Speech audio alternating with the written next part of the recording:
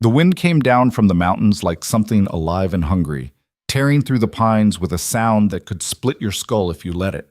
Rowan Hale didn't let it. He'd learned a long time ago to shut out noise, the kind that howled outside your door and the kind that screamed inside your head. He stood at the window of his cabin, watching the snow come sideways across the clearing. The glass was thick, hand-cut, one of the few luxuries he'd allowed himself when he'd built this place 5 years back.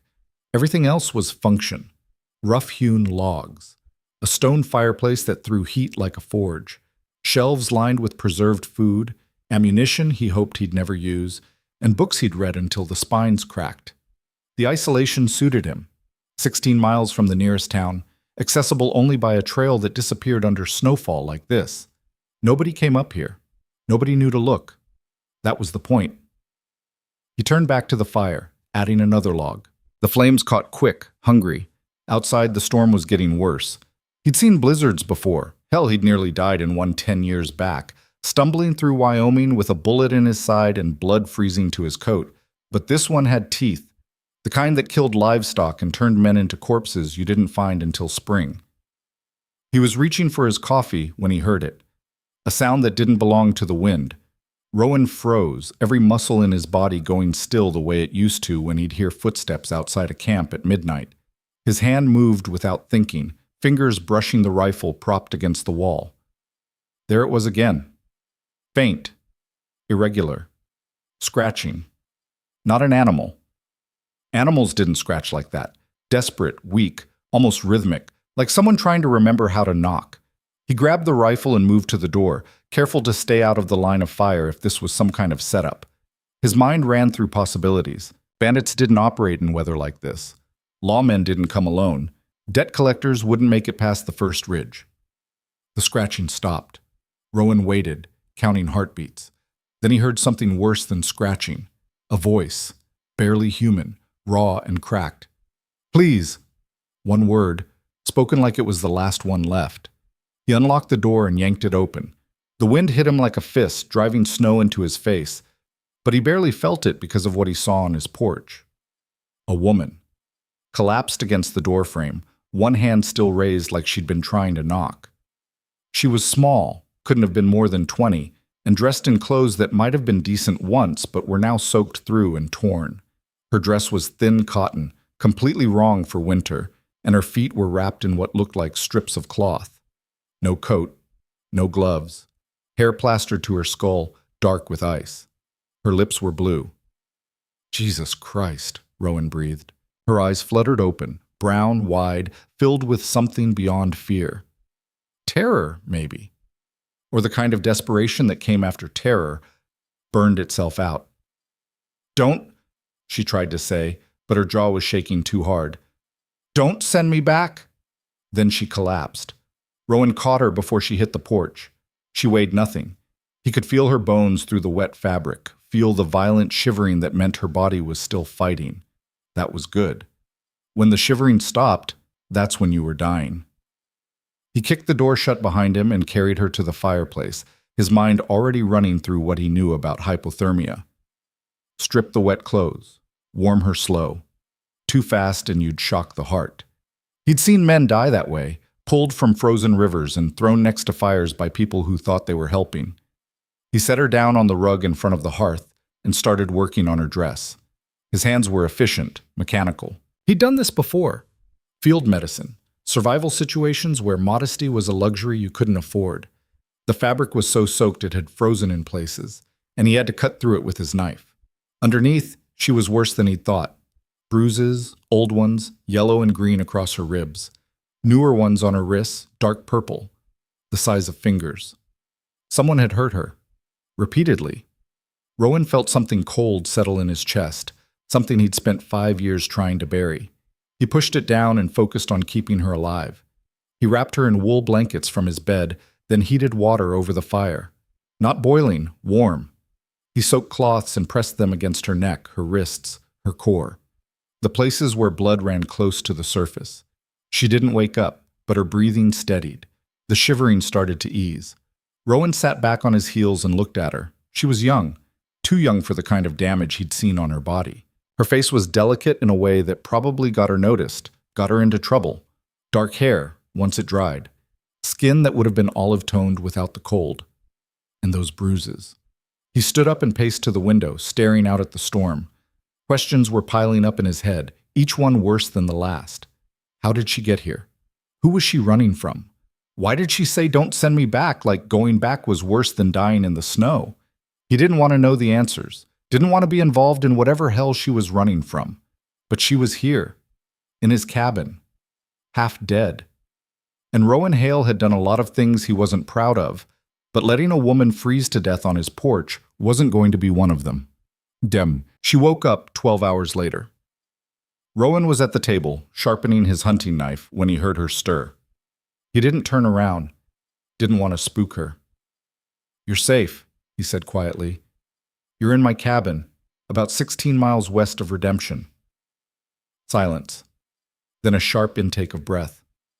"Where are my clothes?" Her voice was hoarse, wrecked, but there was steel in it. Fear, yes, but also something harder. "Drying by the fire. They were soaked through. You would have died." He heard fabric rustle.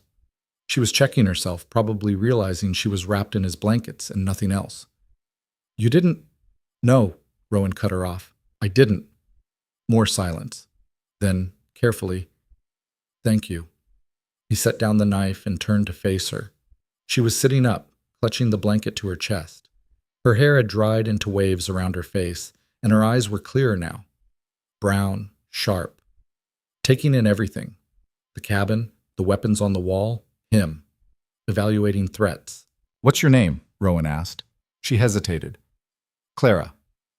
"Clara what?" "Just Clara." He nodded. "Fair enough." "I'm Rowan Hale.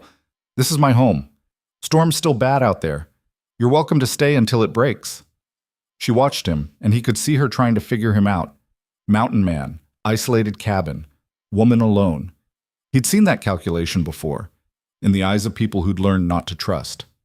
"I can work," she said suddenly. "I can cook, clean, mend. I'm good with my hands. I'm not asking you to work." "Then what do you want?" The question hung in the air between them, loaded with every bad thing she'd probably experienced. Rowan met her eyes.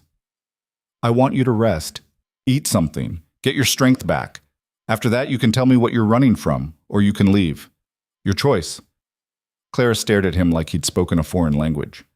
"My choice," she repeated slowly. "Your choice." She looked away, and Rowan saw her throat work as she swallowed. When she spoke again, her voice was barely a whisper. "I've never had one of those before." She didn't talk for the rest of that day. Rowan gave her space, went about his routine. He made venison stew, thick, salted, the kind that stuck to your ribs, and set a bowl next to her. She ate like someone who'd learned to be grateful for food, quick and efficient, no wasted motion. When she was done, she cleaned the bowl without being asked. "You got a wash basin?" she said. Rowan pointed. She washed the bowl and set it to dry, then folded the blanket she'd been using with precise, careful movements, like she was used to keeping things neat, keeping people happy. He didn't comment, just watched her from the corner of his eye while he worked on repairing a leather strap that had split. The storm kept hammering outside. Snow was piling up against the windows, and the wind sounded like it was trying to tear the roof off. This was the kind of weather that killed people, the kind that made you grateful for walls and fire and a place to hide from the world. Clara moved to the window and stared out at the white chaos. "How long does it usually last?" she asked. "Depends. Could be a day, could be a week." She nodded, but her shoulders tensed. A week. That meant a week before she could move, before she could run again. "Who's looking for you?" Rowan asked. She didn't turn around. "Does it matter?" "Might, if they show up at my door." "They won't." She pressed her hand against the glass. "Nobody knows I came this way. I saw the smoke from your chimney. I thought if I could just make it that far." "You almost didn't." "I know." Rowan set down the strap. "Clara, who's looking for you?" She was quiet for so long he thought she wouldn't answer. Then, "His name is Marcus Ashford. He owns the biggest ranch in the valley. Thousands of acres, hundreds of cattle. He's got money, influence, connections, and he has a piece of paper that says I belong to him. Rowan felt his jaw tighten. What kind of paper? A contract, signed by my father 6 months before he died. 20 acres of our land in exchange for Marcus taking me in, providing for me, eventual marriage. She laughed, but there was no humor in it. Except taking me in meant locking me in a room. Providing for me meant making sure I knew what happened to women who disobeyed. And eventual marriage, well, that was supposed to happen last week. You ran. I ran. She turned to face him, and her eyes were hard. I'd rather die in the snow than marry that man. Rowan believed her. He'd seen enough desperation to recognize the real thing. The law sees it his way? He asked. The law sees what Marcus wants it to see. The sheriff's on his payroll. The judge plays cards with him every Thursday. My father's signature is on that contract, legal and binding. As far as redemption's concerned, I'm his property. You're not property. Tell that to the contract. Rowan stood up and moved to the fire, adding another log. His mind was working, running through options. He didn't like any of them. This Marcus, he said. He the kind of man who lets things go? Clara's laugh was bitter. No, he's the kind of man who makes examples out of people who cross him. Last year, a farmhand stole a horse. Marcus caught him, dragged him back, and had him whipped in the town square until he couldn't stand. Said it was about justice, about respect. She wrapped her arms around herself. He doesn't lose. Ever. Everyone loses eventually. Not Marcus Ashford. Rowan looked at her, really looked. She was terrified, but she was also something else. Fierce, stubborn. The kind of person who'd walk into a blizzard rather than surrender. He respected that. Understood it even. When the storm breaks, he said, you'll have choices. I can give you supplies, point you toward trails that'll get you to the next territory, or I can take you into town, see if we can fight this legal. There's no fighting it. I told you. There's always a fight, Rowan interrupted. Question is whether you want to stand and face it or keep running. Clara's eyes flashed. Easy for you to say. You're not the one who'll get dragged back and locked in a cellar until you learn to obey. You're right. I'm not. He held her gaze. But I've run before, and I know what it costs. Something in his voice made her pause. She studied him, and he could see her reassessing, wondering what he was running from. Why do you care?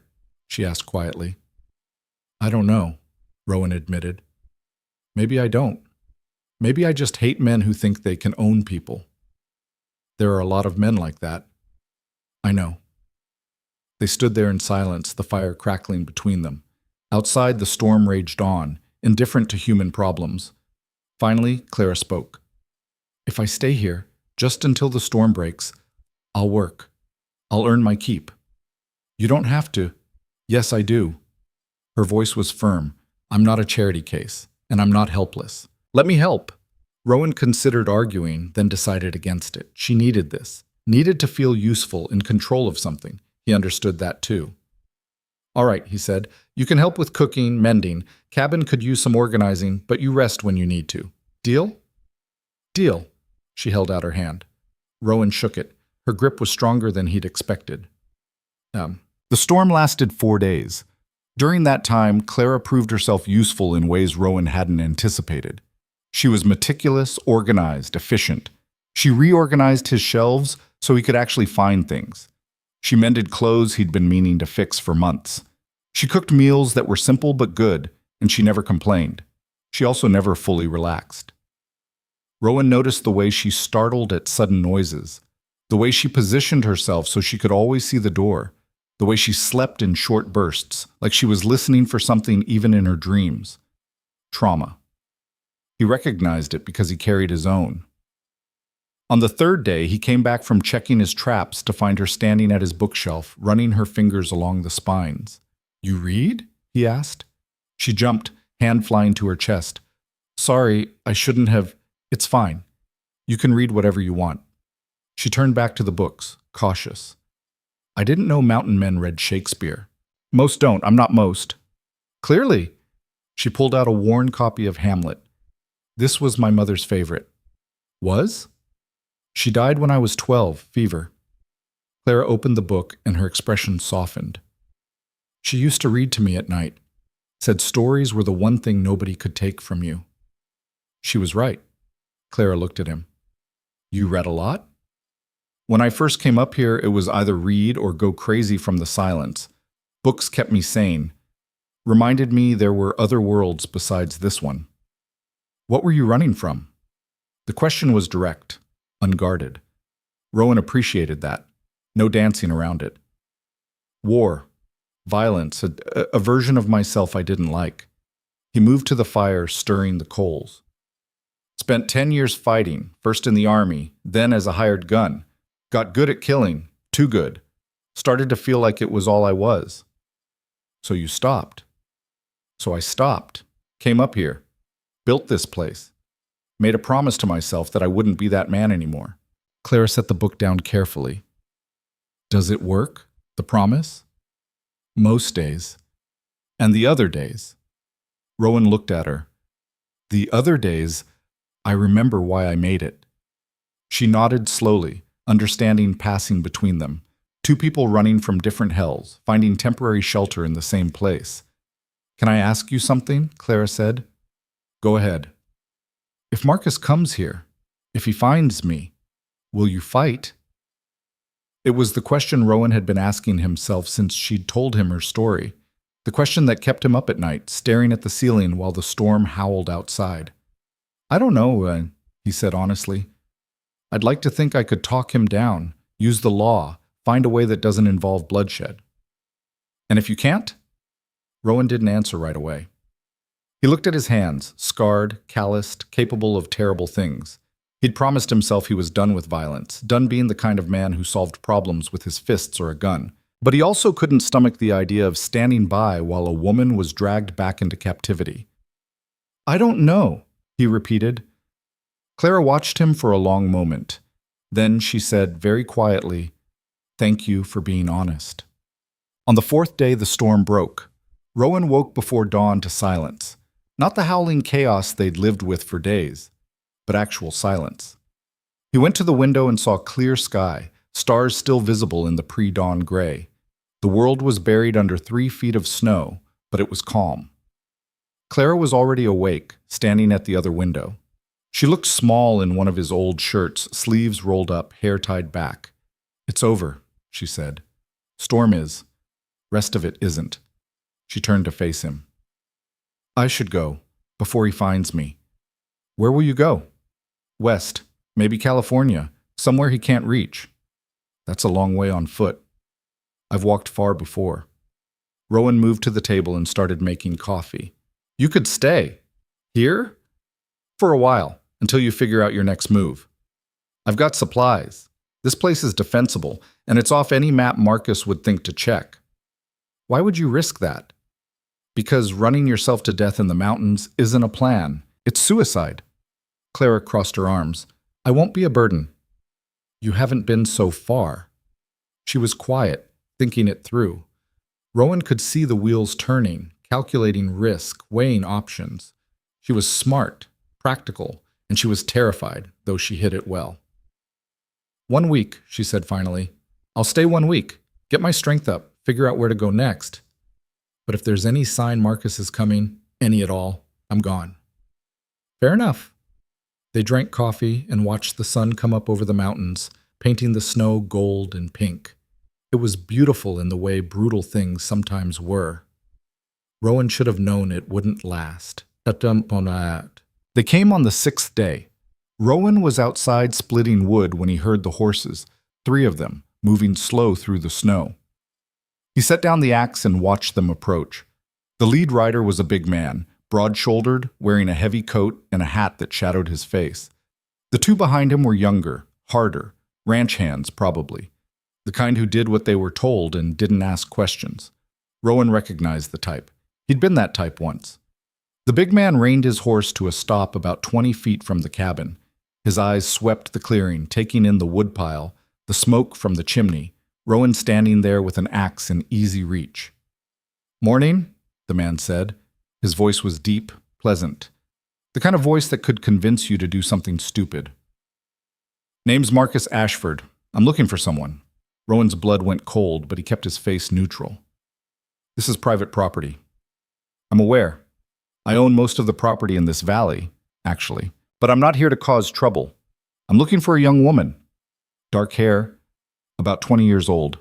She ran away from my ranch 6 days ago. I'm concerned for her safety. Why's that? Marcus smiled, but it didn't reach his eyes. Well, she's not well, mentally, I mean. Delusions, paranoia. She needs medical care, which I'm happy to provide. Her father entrusted her to my care before he passed, and I take that responsibility seriously.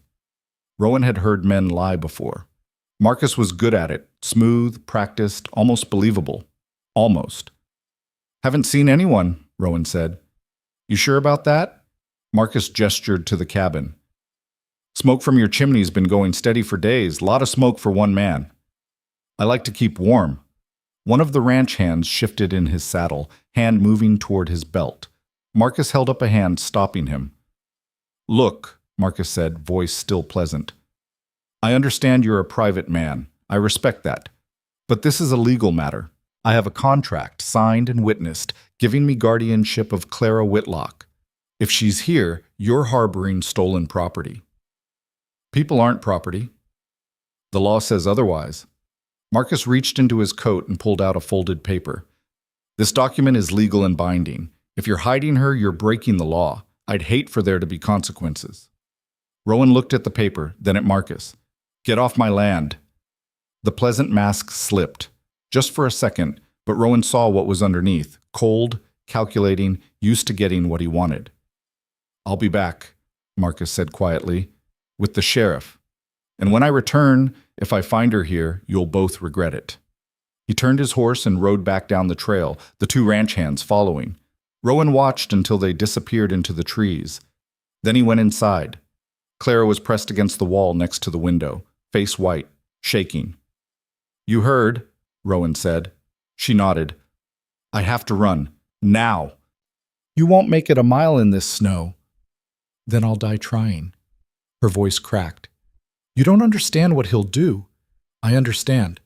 Rowan moved to the window, checking the trail. But running isn't the answer anymore. He knows you're in this area. He'll have men watching every trail, every road. You run now, you'll be caught before sunset. So what do I do? Rowan turned to face her. An idea was forming, dangerous and desperate and probably insane. We fight, he said. How? You heard him. He's got the law. He's got the contract. There's one thing that trumps a guardianship contract. Clara stared at him. What? Marriage. The word hung in the air between them like a lit fuse. You're insane, Clara breathed. Probably, but if you're married, his claim is void. A husband has legal authority over a wife. It's archaic as hell, but it's the law.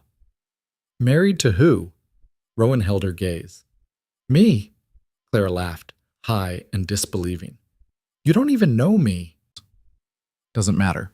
What matters is it would make you legally mine, not his, and I'd never force you to stay. Once the threat's gone, we can annul it. This is crazy. You got a better idea? She didn't. Rowan could see her running through options, coming up empty. She moved to the fire, staring into the flames. Why? She asked quietly. Why would you do this? Rowan thought about that, about the woman he'd found half dead on his porch, about the bruises on her skin and the terror in her eyes, about the promise he'd made to himself 5 years ago. Because Marcus Ashford is the kind of man I used to work for, he said, the kind who thinks power gives him the right to own people. And I'm tired of men like that winning. Clara turned to look at him. If we do this, if we actually do this, he'll come after you. He'll destroy you. Let him try. She searched his face, looking for doubt, for lies. Rowan let her look. He had nothing to hide. Finally, she nodded. Okay. Let's get married. Rowan felt something shift in his chest. Relief, maybe. Or fear. Possibly both. We'll have to go into town, he said. Find a preacher. Make it legal. When? Tomorrow, before Marcus comes back with reinforcements. Clara wrapped her arms around herself. This is insane. Yeah, Rowan agreed. It is. But as he looked at her standing there in his cabin, firelight catching in her hair, he thought maybe insanity was exactly what the situation needed. Because the alternative, watching her get dragged back to Marcus Ashford, was something Rowan Hale couldn't live with, even if it meant breaking every promise he'd made to himself. They left before dawn, when the world was still blue-black and the cold bit hard enough to make your teeth ache. Rowan saddled his horse, a gray gelding named Ash who'd been with him since Wyoming, while Clara stood in the doorway wrapped in a coat he'd given her. It was too big, hanging past her knees, but it was warm, and that's what mattered. "You sure about this?" she asked for the third time. Rowan checked the cinch. Little late for second thoughts. "It's not too late. I could still run, and I could still let you." He looked at her over the horse's back. "But we both know how that ends." She didn't argue. They'd been over it a dozen times last night, sitting by the fire while the wind picked up again outside. Every scenario led back to the same conclusion. If Clara ran, Marcus would find her. If she stayed hidden, Marcus would tear the territory apart looking. But if she was married, legally, publicly married, his contract meant nothing. It was a gamble, a desperate, half-crazy gamble that required them to walk into town, find a preacher, and convince him to marry two strangers before Marcus caught wind of it. Rowan swung into the saddle and held out his hand. Clara hesitated, then took it. He pulled her up behind him, and she wrapped her arms around his waist. He could feel her shaking, and it wasn't just the cold. "If this goes wrong," she started. "It won't. You don't know that." "No," Rowan admitted, "but I know sitting here waiting for Marcus to come back is worse." He nudged Ash forward, and they moved down the trail toward redemption. The ride took 3 hours through snow that hadn't been touched since the storm. Ash broke trail, snorting clouds of vapor, while Rowan kept watch on the trees. Clara stayed quiet behind him, her grip tight enough that he could feel every breath she took. About halfway down, she spoke. "What happens after?"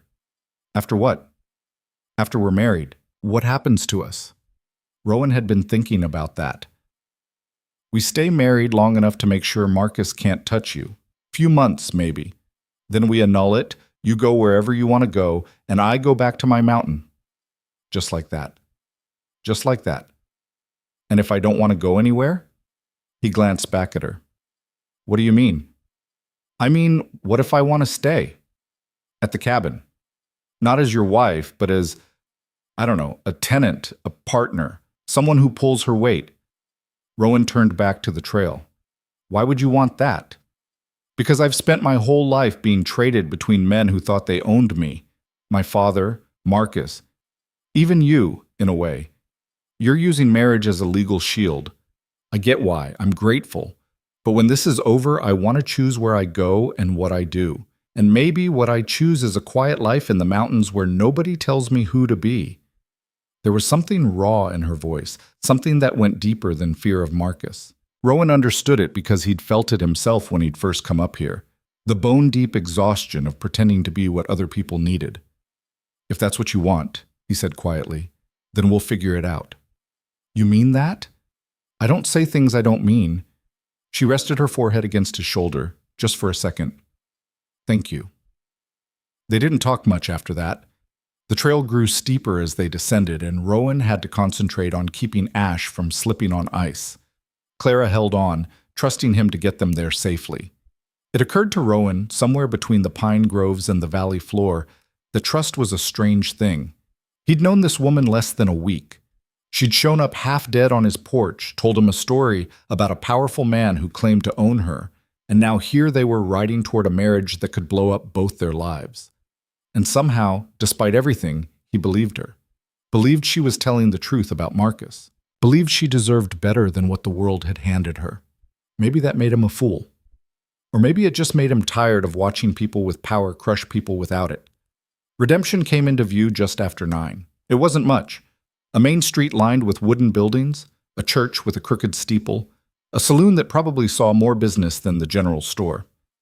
Population maybe 200 if you counted the outlying farms. Rowan hated towns.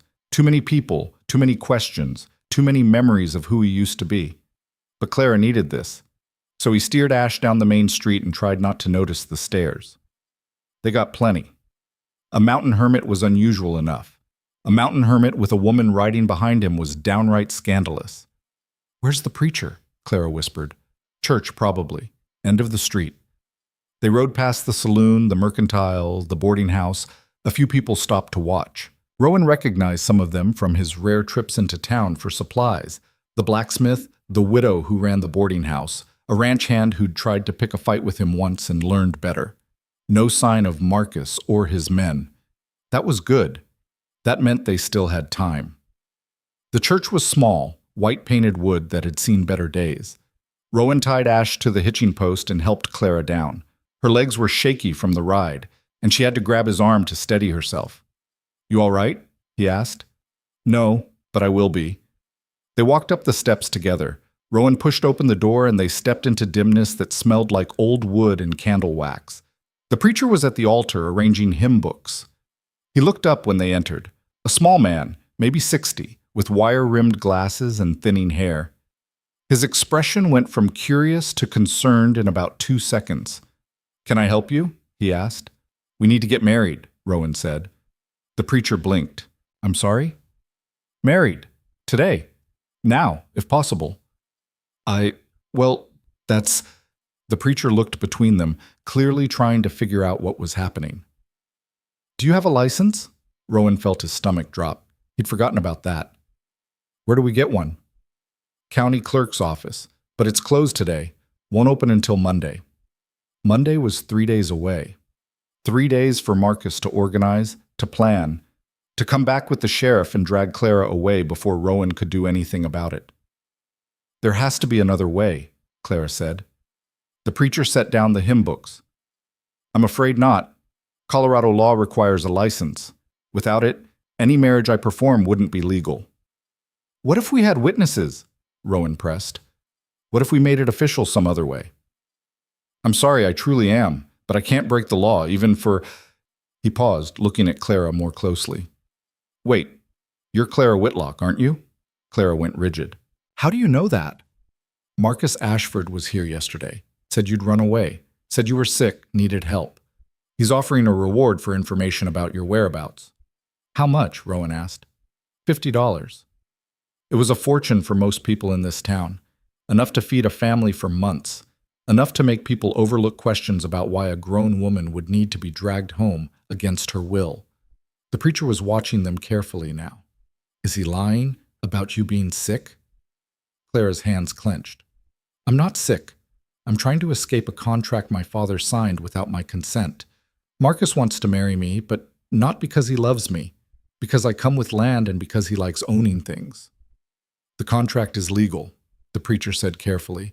"Legal doesn't mean right." "No, it doesn't." The preacher took off his glasses and cleaned them on his shirt. "But it does mean I have limited options. If I help you without a license and Marcus finds out, he'll make trouble for this church, for this community." "So you won't help us," Rowan said flatly. "I didn't say that." The preacher put his glasses back on. "I said I have limited options, but there might be another way." Clara leaned forward. "What way?" "Common law marriage. It's recognized in Colorado under certain circumstances. If you live together, present yourselves as married, and both intend to be married, the law considers it valid even without a ceremony." Rowan frowned. "How do we prove intent?" "Witnesses. Documentation. A public declaration would help." The preacher thought for a moment. "If you were to stand before the congregation on Sunday and declare yourselves married, that would carry significant weight. Not as ironclad as a license ceremony, but enough that Marcus would have a hard time disputing it." "Sunday is 2 days away," Clara said. "I know. Can you stay hidden that long?" Rowan and Clara exchanged looks. 2 days. It wasn't ideal, but it was better than 3. And if they kept to the cabin, stayed out of sight, maybe they could make it work. "We can try," Rowan said. "Then here's what you do. Stay out of town until Sunday morning. Come to the 10 o'clock service. I'll call you forward, you'll make your declaration, and I'll bear witness. After that, you're married in the eyes of the community and the law." "What if Marcus objects?" Clara asked. "Let him. He can contest it in court if he wants, but that takes time and lawyers and proof. Meanwhile, you're legally protected." The preacher moved closer, lowering his voice. I'm not going to lie to you. This is risky. Marcus Ashford is a powerful man and he doesn't like losing. But what he's doing to you is wrong, and I won't be party to it. Clara's eyes were wet. Thank you. Don't thank me yet. Just stay safe until Sunday.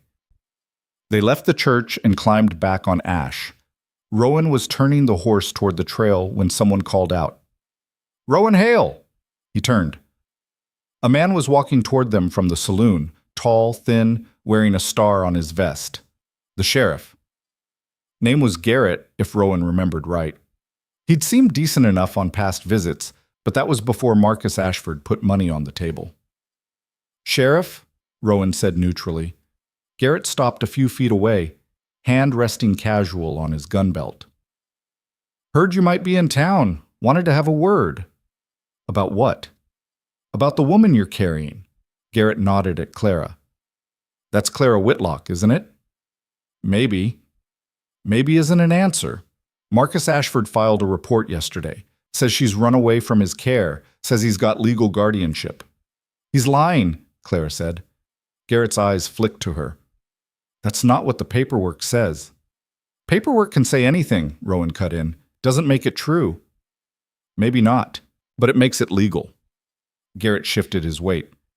Look, I don't want trouble. Marcus says he's worried about her safety. Says she's not thinking clearly.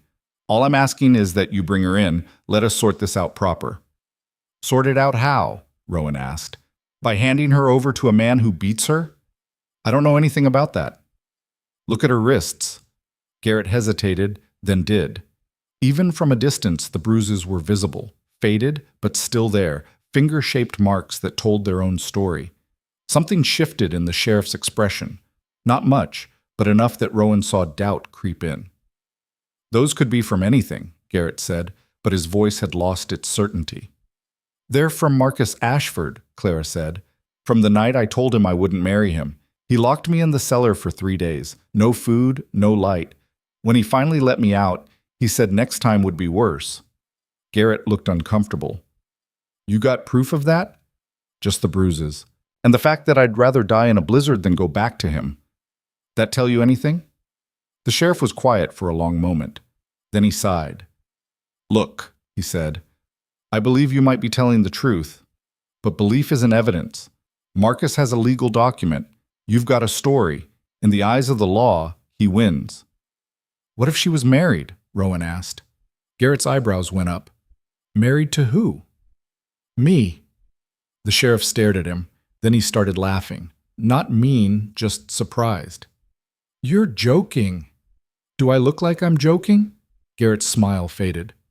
You're serious. You're actually serious. If she's married, Marcus's guardianship is void. Husband's authority supersedes it. That's... Garrett rubbed his face. That's technically true. But you'd need a license, a ceremony, witnesses. You can't just declare yourselves married. Common law, Rowan said. We declare our intent, live as married, present ourselves publicly. That's valid in Colorado. The sheriff's expression turned careful. You've been talking to someone. The preacher. Of course you have. Garrett looked between them.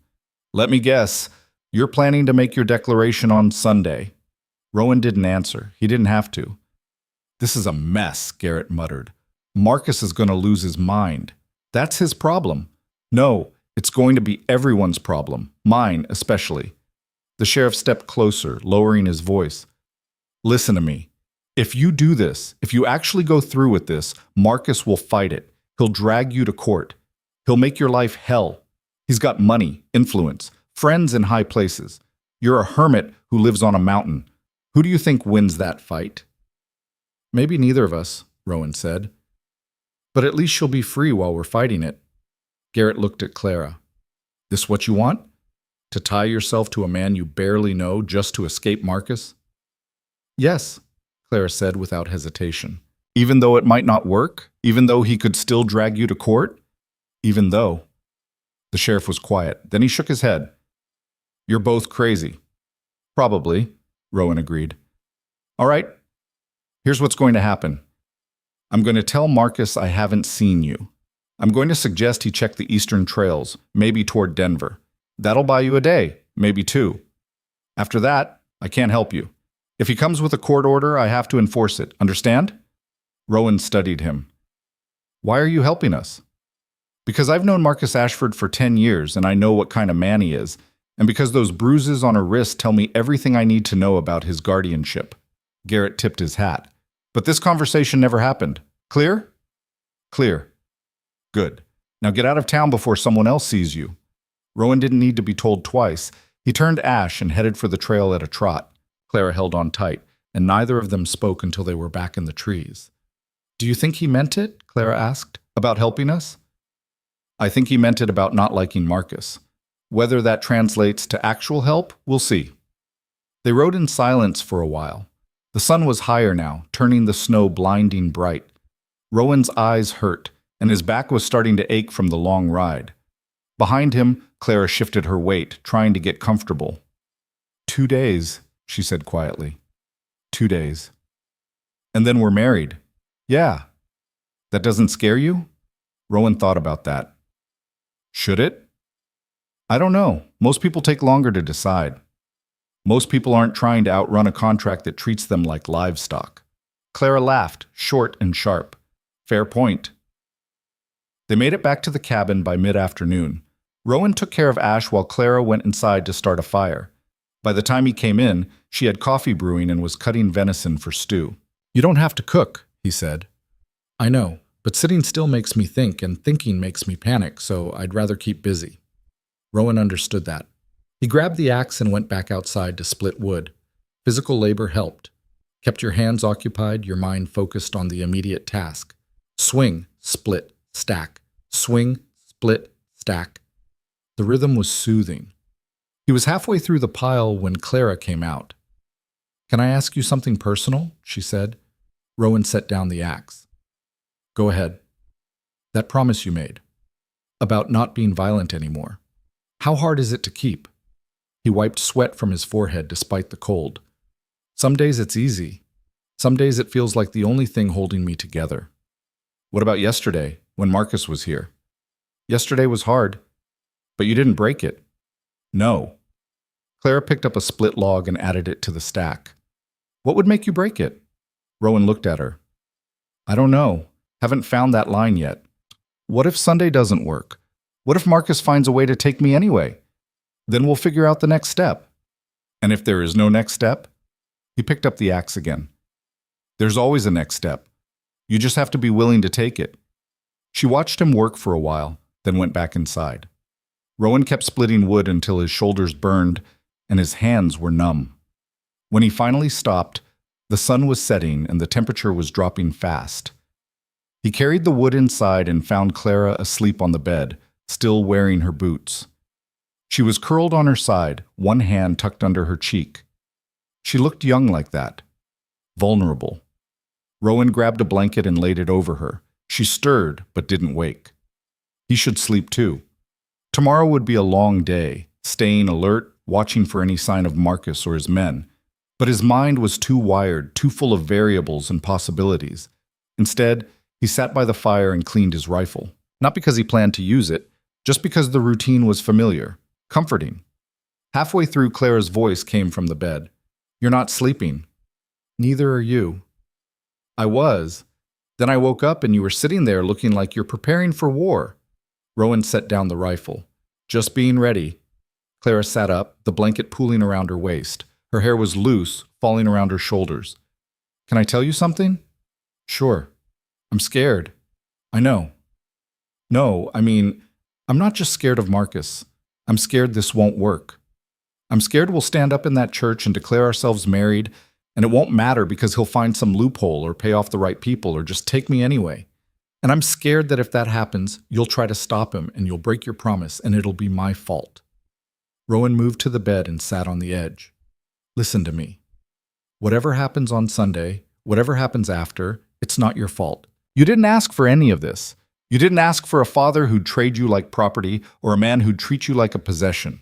You're just trying to survive. So are you. Yeah, but my survival doesn't depend on other people making choices for me. Yours does, and that's not right. Clara's eyes were wet. What if we fail? Then we fail, but at least we'll have tried.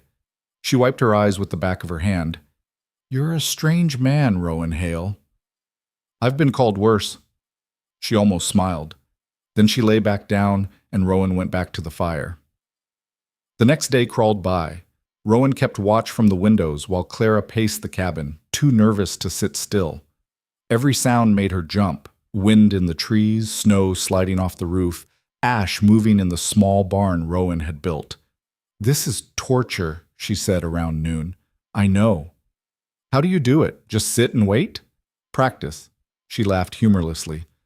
I'm going to lose my mind before Sunday. No, you're not. How do you know? Because you survived 6 days in winter with nothing but cloth wrappings on your feet. You're stronger than you think. Clara stopped pacing and looked at him. You really believe that? I wouldn't say it if I didn't. She sat down across from him. Tell me something. Like what? Anything. Your life before this? Before the mountain. Rowan leaned back. Not much to tell. I don't believe that. He sighed. What do you want to know? Why did you join the army? Didn't have much choice. Family was poor. Army paid. Seemed simple. And after the army? After the army, I was good at violence and nothing else. So I hired out to people who needed that skill. Worked for cattlemen, miners, anyone with money and problems. Spent 10 years that way. What changed? Rowan was quiet for a long time. When he spoke, his voice was flat. There was a job, a strike at a mining camp. The owners wanted the strikers cleared out. My job was to make that happen. I brought a crew, we went in hard, and we cleared them. Women, children, didn't matter, we did what we were paid to do. Clara didn't say anything. Afterward, Rowan continued, I looked at what we'd done, looked at the bodies, looked at my hands, and I realized I'd become the kind of man I used to hate. So I walked away, came up here, built this place, made a promise. And you've kept it. So far. Clara reached across the table and took his hand. Rowan flinched but didn't pull away.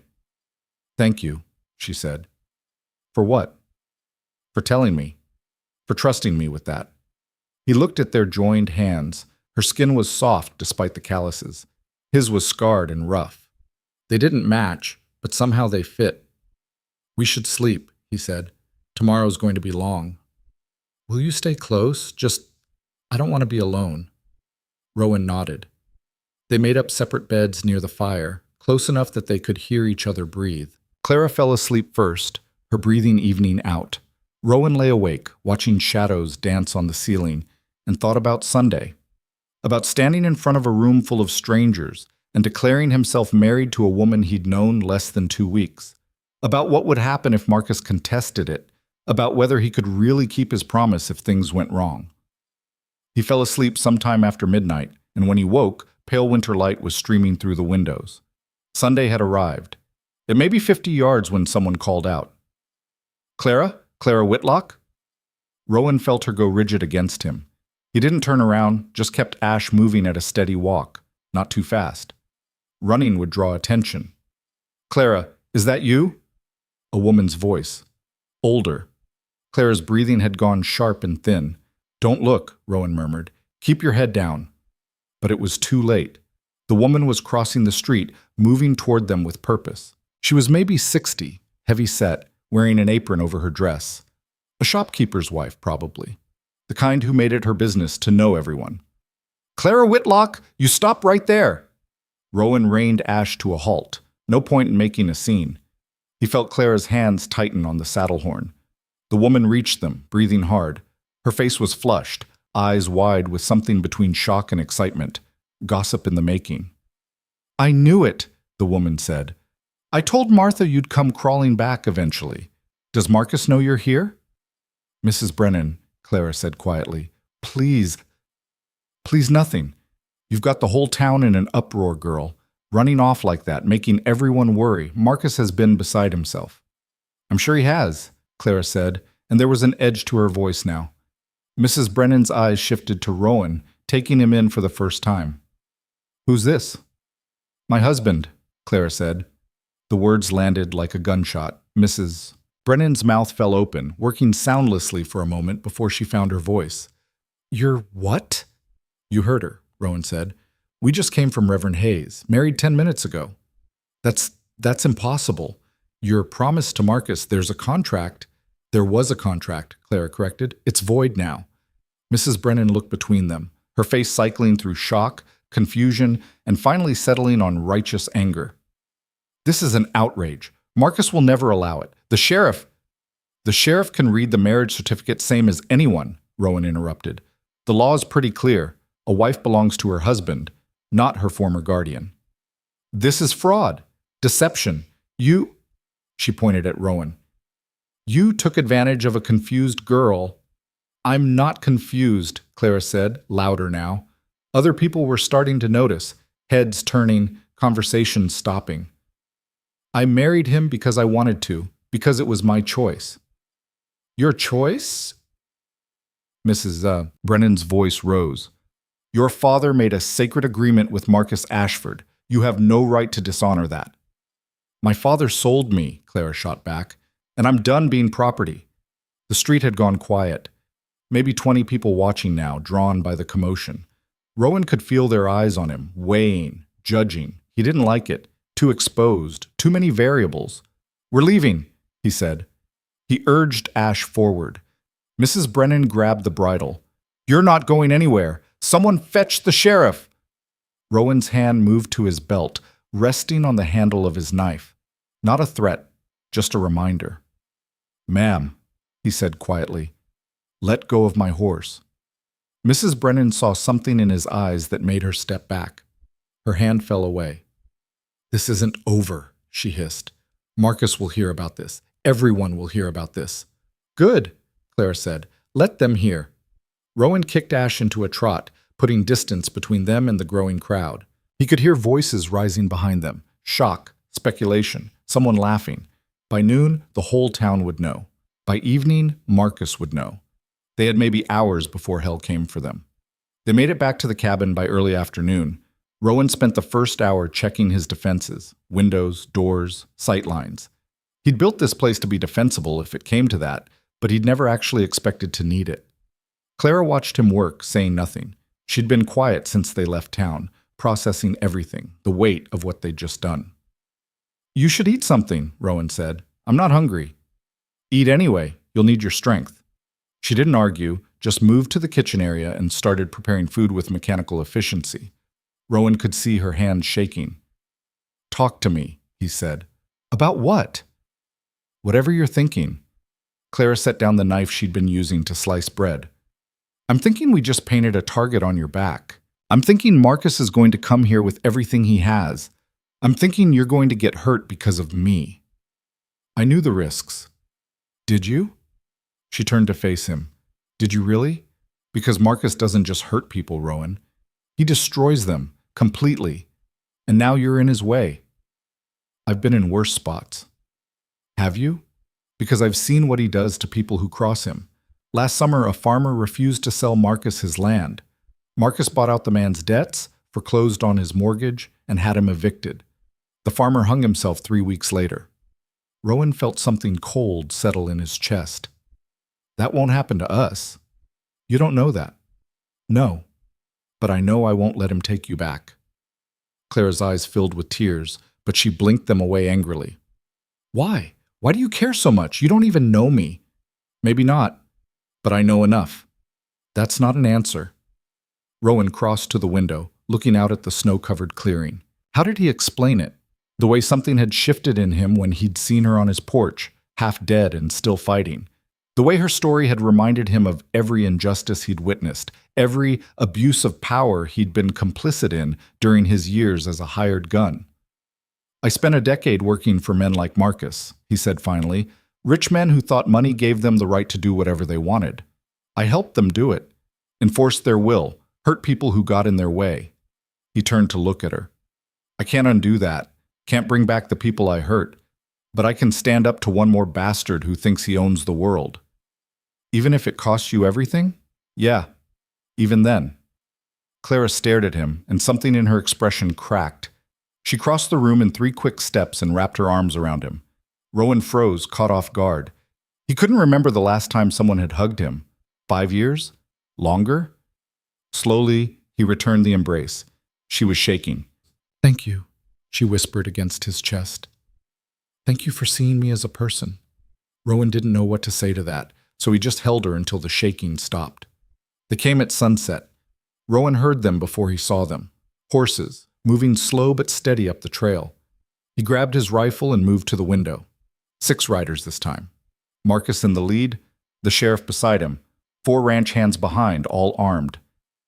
"Stay inside," Rowan told Clara. "No matter what happens, stay inside." "Rowan, promise me." She nodded, face pale. Rowan stepped out onto the porch, rifle held loose but ready. The riders stopped at the edge of the clearing. Marcus dismounted first, moving with the confidence of a man who'd never lost a fight in his life. He was bigger than Rowan remembered, over 6 feet, broad shoulders, expensive coat. Handsome in a way that probably charmed people before he crushed them. The sheriff was shorter, round-bellied, with a star pinned to his coat that looked too shiny to have seen real use. His hand rested on his pistol, but his eyes were nervous. "Mr. Hale," Marcus said pleasantly, "mind if we talk?" "We're talking." "I'd prefer to do it civilized. May we approach?" Rowan considered. "Just you and the sheriff. The rest stay back."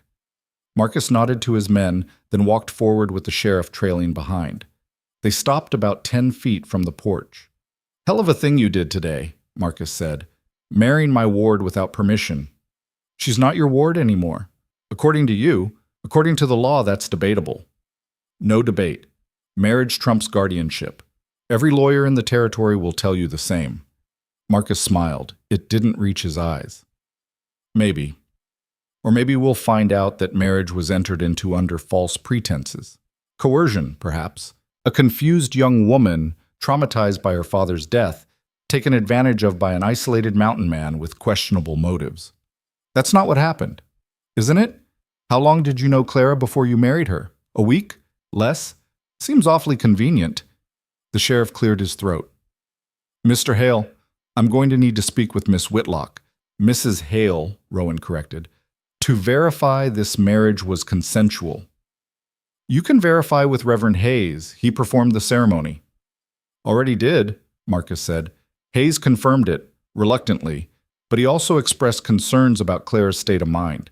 Said she seemed frightened, desperate, not exactly the demeanor of a willing bride." "She was frightened," Rowan said. "Of you." Marcus's pleasant expression flickered. "Be careful with your accusations, Mr. Hale. Slander is a serious offense. So is kidnapping. I never kidnapped anyone. I had legal guardianship, granted by Clara's father in a signed contract. I provided for her, gave her shelter, treated her with nothing but kindness. And in return, she ran away in the middle of winter, nearly froze to death, and now she's hiding behind a stranger who married her for reasons I can't begin to understand." "You beat her," Rowan said flatly. The sheriff's eyes widened. Marcus didn't blink. "I disciplined her," Marcus said, "as was my right as her guardian. Clara has always been headstrong, prone to hysterics. Sometimes firm correction was necessary. She had bruises shaped like fingers. She bruises easily, falls, runs into things. You know how clumsy women can be." Rowan's grip tightened on the rifle. He could feel the old rage building, the thing he'd spent 5 years trying to bury, the part of him that wanted to put a bullet between Marcus Ashford's eyes and be done with it. "Sheriff," Marcus said, "I'm formally requesting that you bring Clara out here so we can verify her well-being and the legitimacy of this marriage." The sheriff looked uncomfortable. "Mr. Hale, if you just—" "No." "Sir, I have the authority." You have the authority to enforce the law. And the law says she's my wife now. That means I decide who she talks to and when." Marcus's smile had vanished completely. "You're making a mistake." "Probably. But it's my mistake to make. I could have the sheriff arrest you right now. Obstruction, harboring a fugitive." "She's not a fugitive. She's a married woman standing in her husband's home. And unless you've got a warrant, you're trespassing." The sheriff pulled a folded paper from his coat. "Actually, we do." Judge Morrison signed it this afternoon.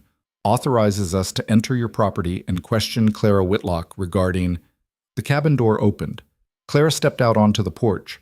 She'd changed into one of her own dresses, the blue one she'd been wearing when she arrived, now clean and mended. Her hair was pulled back. She looked small, fragile, but her voice was steady. "I'm Clara Hale," she said, "and I married Rowan of my own free will." Marcus's expression shifted to something almost gentle.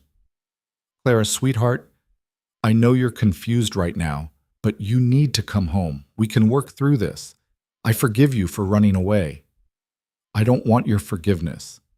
You don't know what you want. You're traumatized, not thinking clearly. That's why you need to come back with me, where you'll be taken care of." "You locked me in a cellar," Clara said. Her voice was louder now. "For 2 days, no food, no water, because I refused to call you sir." The sheriff's face had gone pale. Marcus's jaw tightened. "That's a lie," Marcus said calmly.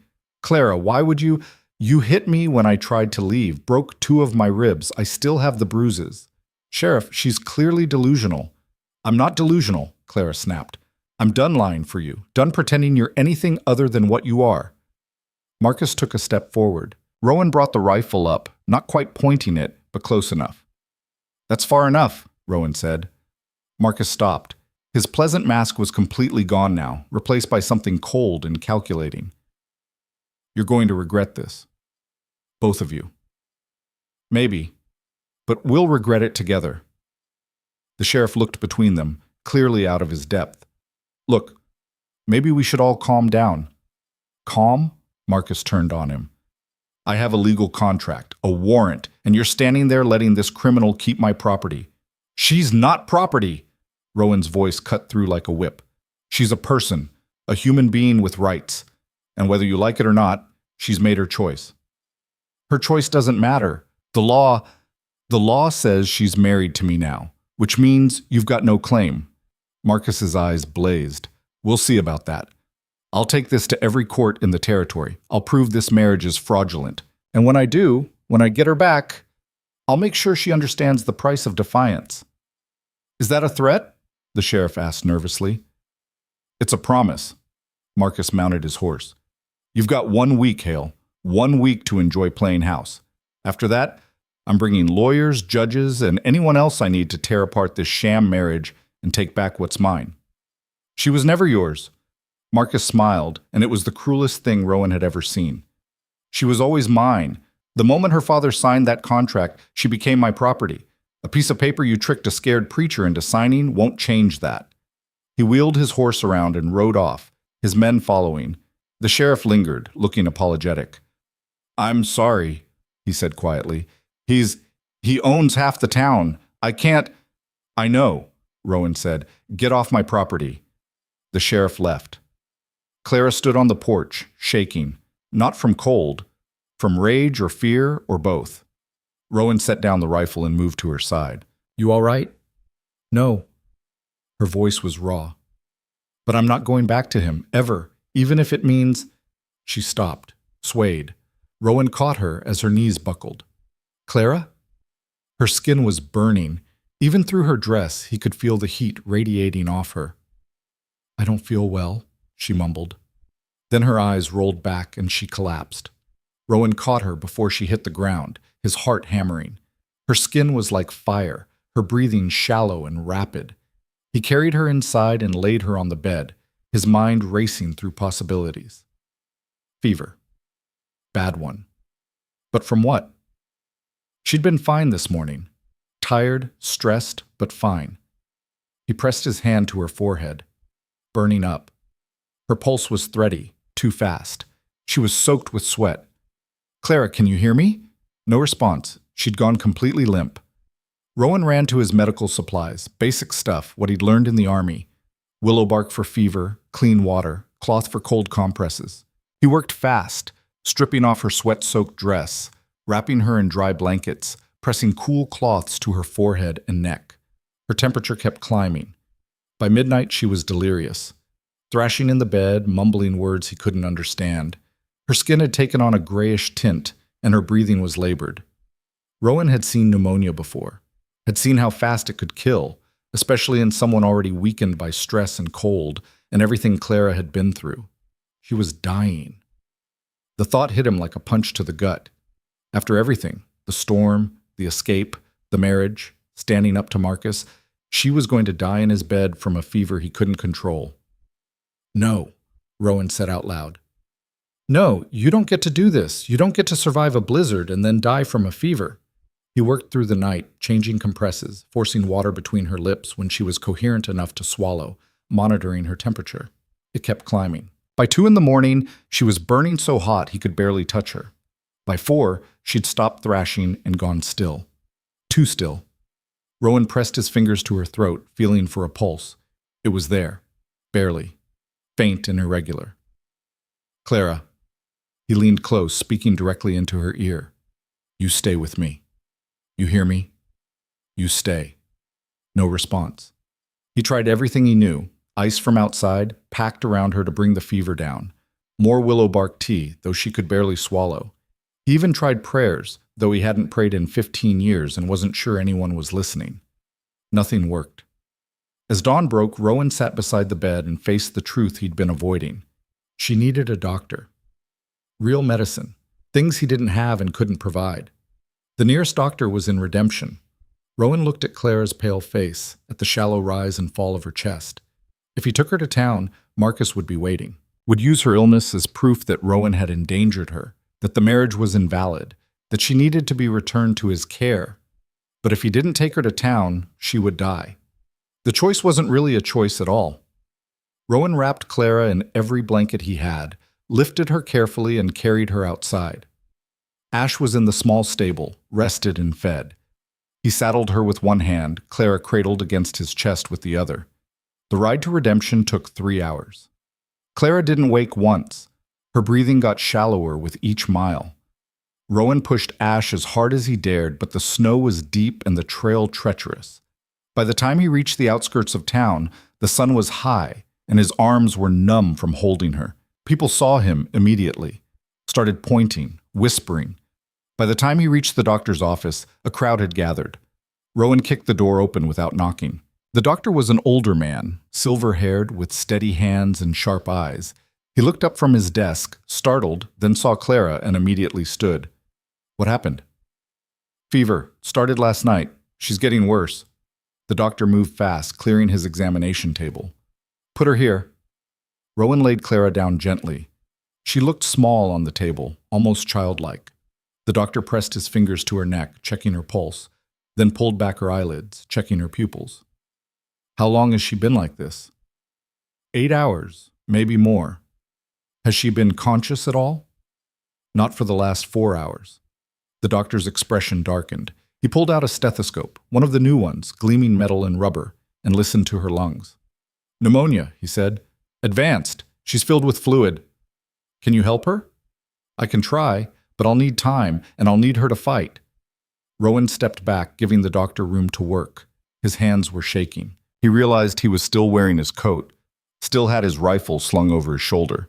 He must have looked like hell. The door opened behind him. Rowan turned, hand going instinctively to his knife. Marcus Ashford stood in the doorway. Of course he did. Of course he'd heard. The whole town had probably heard by now. "Step aside," Rowan said quietly. "Or what?" Marcus moved into the room. "You'll shoot me? In front of witnesses? In front of the doctor?" "If I have to." "Gentlemen," the doctor said sharply. "I don't care what your dispute is. Get out of my office, both of you, now." "He brought her here in the middle of a crisis," Marcus said, ignoring the doctor. "Proof that he can't care for her properly. That this marriage was a mistake." "Proof that I'm trying to save her life," Rowan shot back. "By dragging her through the snow when she's already sick? You're killing her." "You killed her the moment you locked her in that cellar." Marcus's face went red. "I never—" "Enough!" The doctor slammed his hand on the table. "Both of you, out. I need silence to work. Whatever legal issues you're fighting over can wait until I determine if she's going to survive the next 24 hours. The words hit like a sledgehammer. 24 hours. Rowan looked at Clara's still form on the table. Her face was gray, her lips almost blue. She looked dead already. "I'm staying," he said. No, you're not, the doctor replied. Family only. I'm her husband. And I'm her legal guardian, Marcus said. The marriage is under dispute, which means I have as much right to be here as he does. The doctor looked between them, exasperated. Fine. Neither of you stays. Come back in 2 hours. If she's stable, you can see her then.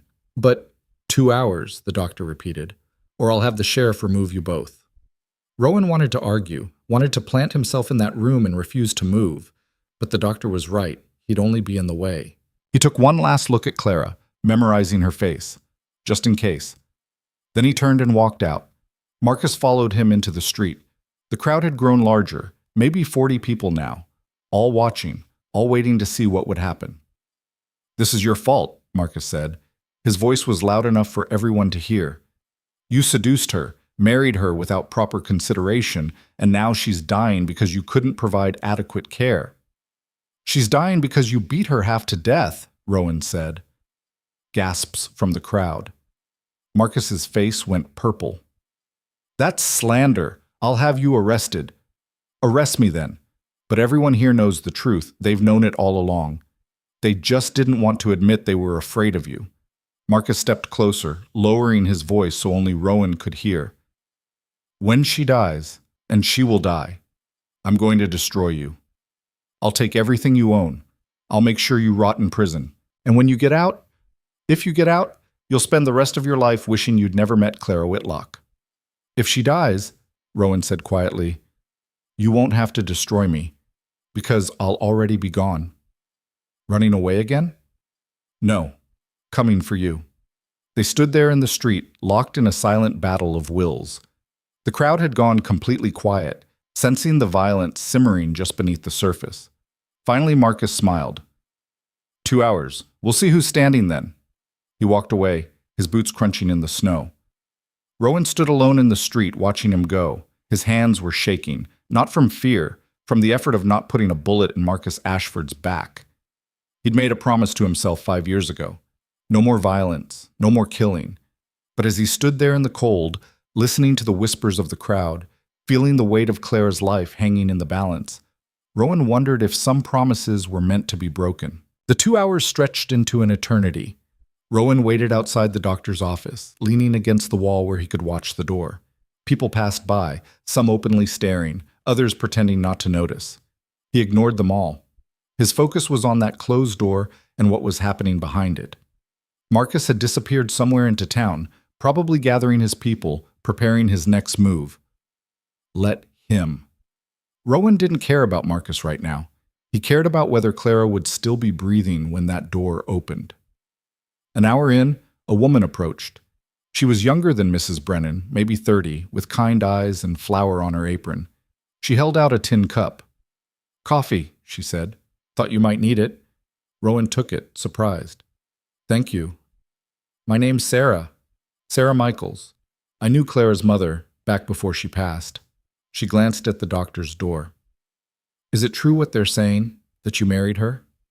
It's true. And the rest of it? About Marcus? Rowan met her eyes. Which part? Sarah's mouth tightened. All of it. The beatings, the locked rooms.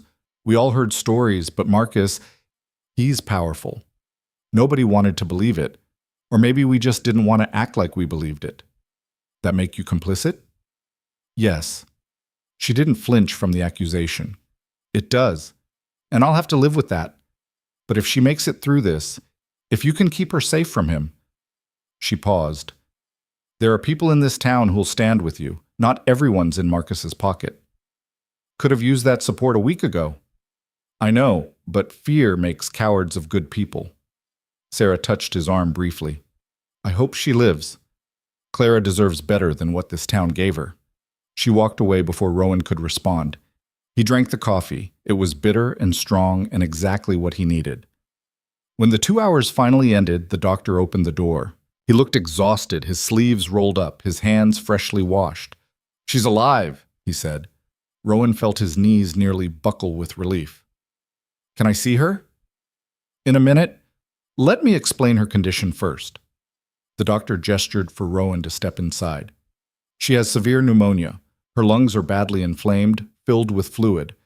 I've given her medicine to help her breathe, but the next 48 hours are critical. If the fever breaks and the inflammation goes down, she'll have a chance. If not, if not, if not, her lungs will fail. She'll drown in her own fluids. The bluntness of it hit Rowan like a fist. What can I do? Keep her comfortable, keep her cool, make sure she drinks water when she's conscious enough to swallow, and pray. Rowan didn't mention that he'd stopped praying a long time ago. Can she be moved? Absolutely not. She stays here, under my supervision. Moving her now could kill her. Marcus will use that. He'll say I can't care for her, that the marriage should be annulled. Marcus Ashford can go to hell, the doctor said flatly. I don't care about his contracts or his legal claims. I care about my patient. And right now my patient needs rest, medicine, and constant monitoring. That happens here. Rowan studied the man's face. You're risking a lot. Marcus won't forget this. I'm a doctor. My oath is to heal, not to please rich men who think they own people. He opened the door to the back room. 5 minutes. Don't tire her out. Clara lay in a narrow bed, covered in white sheets. Her face was still too pale, but her breathing seemed steadier than before. An oil lamp burned on the bedside table, casting soft light across her features. Rowan moved to her side and took her hand. It was warm, but not burning, a good sign. Clara, he said quietly. Can you hear me? Her eyelids fluttered, opened slightly, those brown eyes, unfocused but aware. Rowan? Her voice was barely a whisper, raw and painful sounding. I'm here. Where? Doctor's office, in town.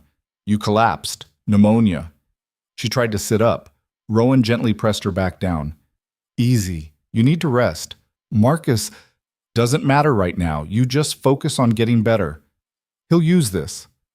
Her eyes were clearer now, sharp despite the fever. He'll say you endangered me, that I need to go back to him. Let him try. Rowan, you don't understand. He always wins. Always. And now I'm stuck here, helpless. You're not helpless. You're fighting, and you're going to win this fight. Tears leaked from the corners of her eyes. I'm so tired. I know. I don't want to die. You're not going to die. You can't promise that. She was right. He couldn't. But he held her hand tighter and said it anyway. I promise. Claire's eyes drifted closed again. Her breathing evened out. Sleep, hopefully. The healing kind.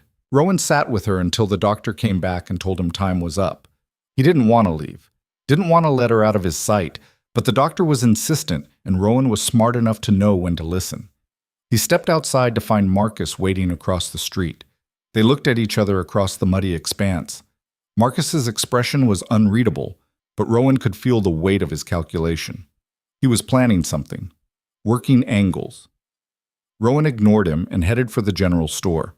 If Clara was staying in town, he needed supplies. Medicine, if they had any. Food that would be easy on a sick stomach. Clean cloth for bandages. Inside, the store was warm and smelled like coffee and sawdust. The owner, a thin man with wire-rimmed glasses, watched Rowan nervously. Help you? Need supplies. Broth, if you have it. Honey. Clean linen. The owner started gathering items, moving quickly. Heard about your wife. Real sorry about that. She'll pull through.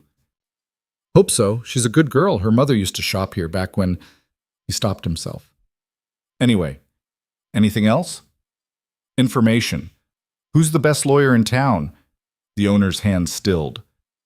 Lawyer? Marcus is going to challenge the marriage. I need someone who can argue my case. Well, there's Jameson. He handles most legal matters, but he's... The owner lowered his voice. He's on Marcus's payroll. Does most of his contracts. Anyone else? Not in redemption. You'd have to go to Denver for someone independent, and that's a week's ride, maybe more in this weather. Denver. Too far. Too much time. By the time Rowan got there and back, Marcus could have a dozen legal maneuvers in place. Fine. What about the judge? Morrison, right? Judge Morrison. Yeah, he's... Look, mister, I don't know you, but I'm going to tell you straight. Judge Morrison and Marcus Ashford play cards every Thursday night. Have for 10 years. You're not going to get a fair hearing from him. Rowan had expected as much, but hearing it confirmed still felt like a gut punch. Then I'll request a different judge, appeal to the territorial court. That'll take months, maybe longer, and Marcus has connections there too. So what are you saying, that I should just give up? I'm saying you're fighting a war you can't win, not through the courts. Marcus owns this town. The sheriff, the judge, half the businesses. He's got money and influence and time. You've got... The owner gestured vaguely at Rowan. What do you got? I've got the truth. The owner's laugh was bitter. Truth doesn't mean much when the man with the money writes the story. Rowan paid for his supplies and left. The owner's words echoed in his head. You're fighting a war you can't win. Maybe. But Rowan had fought unwinnable wars before. Sometimes you fought anyway, because the alternative was surrender, and surrender meant letting evil win unchallenged. He returned to the doctor's office. Clara was sleeping, her breathing rough but steady. The doctor sat at his desk, writing notes. Any change? Rowan asked. Fever's down slightly. That's good. But she's not out of danger yet. I need to stay with her. There's no room. I'll sleep on the floor. I don't care. But I'm not leaving her alone in this town. The doctor studied him for a long moment, then sighed. Fine, but you stay out of my way, and if she takes a turn, you do exactly what I say. Agreed. Rowan set up camp in the corner of the room, using his coat as a pillow. It wasn't comfortable, but he'd slept in worse places. Through the night, he listened to Clara breathe, counting each inhalation like a prayer. Morning came gray and cold.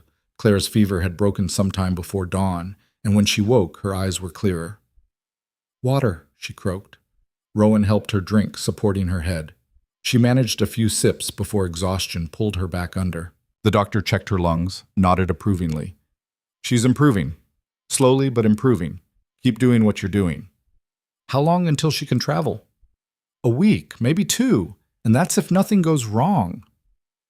A week, 2 weeks trapped in redemption with Marcus circling like a vulture. Rowan spent the day alternating between sitting with Clara and watching the street. Marcus made his presence known, riding past the doctor's office multiple times, talking to the sheriff, entering and leaving the courthouse with men in expensive suits, building his case. On the 3rd day, the summons came. The sheriff delivered it personally, looking apologetic. Legal hearing, day after tomorrow, Judge Morrison's courtroom, 10 in the morning. Rowan took the paper. It was formal, official, stamped with the territorial seal. Marcus Ashford, petitioner, versus Rowan Hale, respondent. The matter of Clara Whitlock's guardianship and the validity of her marriage. Can she even attend? Rowan asked. She can barely sit up. That's up to the judge. But Marcus is arguing that her absence would be proof she's too ill to have consented to marriage, that you took advantage of her diminished capacity. That's horseshit. Maybe. But you're going to have to prove it in court. The sheriff shifted uncomfortably. Look, I don't have any love for Marcus, but he's got the law on his side. That contract he's got, it's legal. And your marriage happened awfully fast after she showed up at your cabin. Because she was running for her life. You got proof of that? Witnesses? Anyone who can testify to what Marcus did to her? Rowan thought about it. Who would testify? Sarah Michaels had implied there were people who'd stand with him, but would they actually do it? Risk Marcus's wrath in open court? I'll find witnesses, he said. You better. Because right now, all you've got is your word against a signed contract and a respected rancher's reputation. After the sheriff left, Rowan sat beside Clara's bed and told her about the hearing. She listened quietly, her face grave. You need to let me go. What? Tell them the marriage was a mistake. Get it annulled. Save yourself. I'm not doing that. Rowan, you can't win this. Even if we go to court, even if I testify, Marcus will twist everything. He'll make me look unstable, make you look like an opportunist, and then he'll take me back anyway. No. Yes. Her voice was stronger now, urgent. This is what he does. He breaks people who oppose him, and I won't let him break you. I'm not that easy to break. Everyone's easy to break if you apply enough pressure. She grabbed his hand. Please, walk away, while you still can. Rowan looked at her, this woman who'd stumbled into his life a week ago and somehow become the thing he was willing to fight for. She was right that Marcus had power, money, the entire system on his side. She was right that this was a fight Rowan would probably lose. But he'd meant what he said. Some things were worth fighting for, even if you knew you'd lose. No, he said simply. Clara's eyes filled with tears. You're an idiot. Yeah, I've been told. She laughed, but it turned into a cough that racked her whole body. Rowan helped her sit up, supporting her until the coughing subsided. I'm scared, she whispered. Me too. What are we going to do? We're going to fight, and we're going to tell the truth, and maybe, if we're lucky, that'll be enough. And if it's not? Rowan didn't have an answer for that. The day before the hearing, Rowan went looking for witnesses. He found Sarah Michaels at her bakery, elbow deep in dough. She listened to his request and went pale. Testify? Against Marcus? In open court? I need people who can speak to Clara's character, who can confirm that Marcus had a reputation for violence. Everyone knows Marcus has a temper, but testifying about it? She shook her head. My husband has a loan through Marcus's bank. If I speak against him, Marcus could call that loan. We'd lose everything. So you'll stay silent while an innocent woman gets sent back to her abuser? Sarah's hands stilled in the dough. That's not fair. No, it's not, but it's the truth. She was quiet for a long time. Finally, I'll think about it. It was the same answer everywhere Rowan went. People who sympathized, who believed Clara, who hated Marcus, but who were all too afraid to act on it. Marcus had woven himself so deeply into the fabric of the town that pulling one thread might unravel everything. By evening, Rowan had exactly 0 witnesses. He returned to the doctor's office feeling defeated. Clara was awake, sitting up in bed. The improvement was visible, color in her cheeks, strength in her movements. Any luck? She asked. No. She nodded like she'd expected it. People are afraid. I don't blame them. I do. That's because you're stubborn. She patted the bed beside her. Sit. Tell me something. Like what? Anything. I'm tired of thinking about Marcus and courts and all of it. Tell me about your life before the mountain. Rowan sat, keeping distance between them. Proper. Not much to tell. You said you were in the army. For a while. Infantry. Spent most of my time marching and being cold and occasionally getting shot at. Is that where you learned to fight? Some of it. The rest I learned after. Hired myself out to whoever was paying, ranch disputes, claim jumping, debt collection. If someone needed muscle and had money, I was their man. Did you kill people?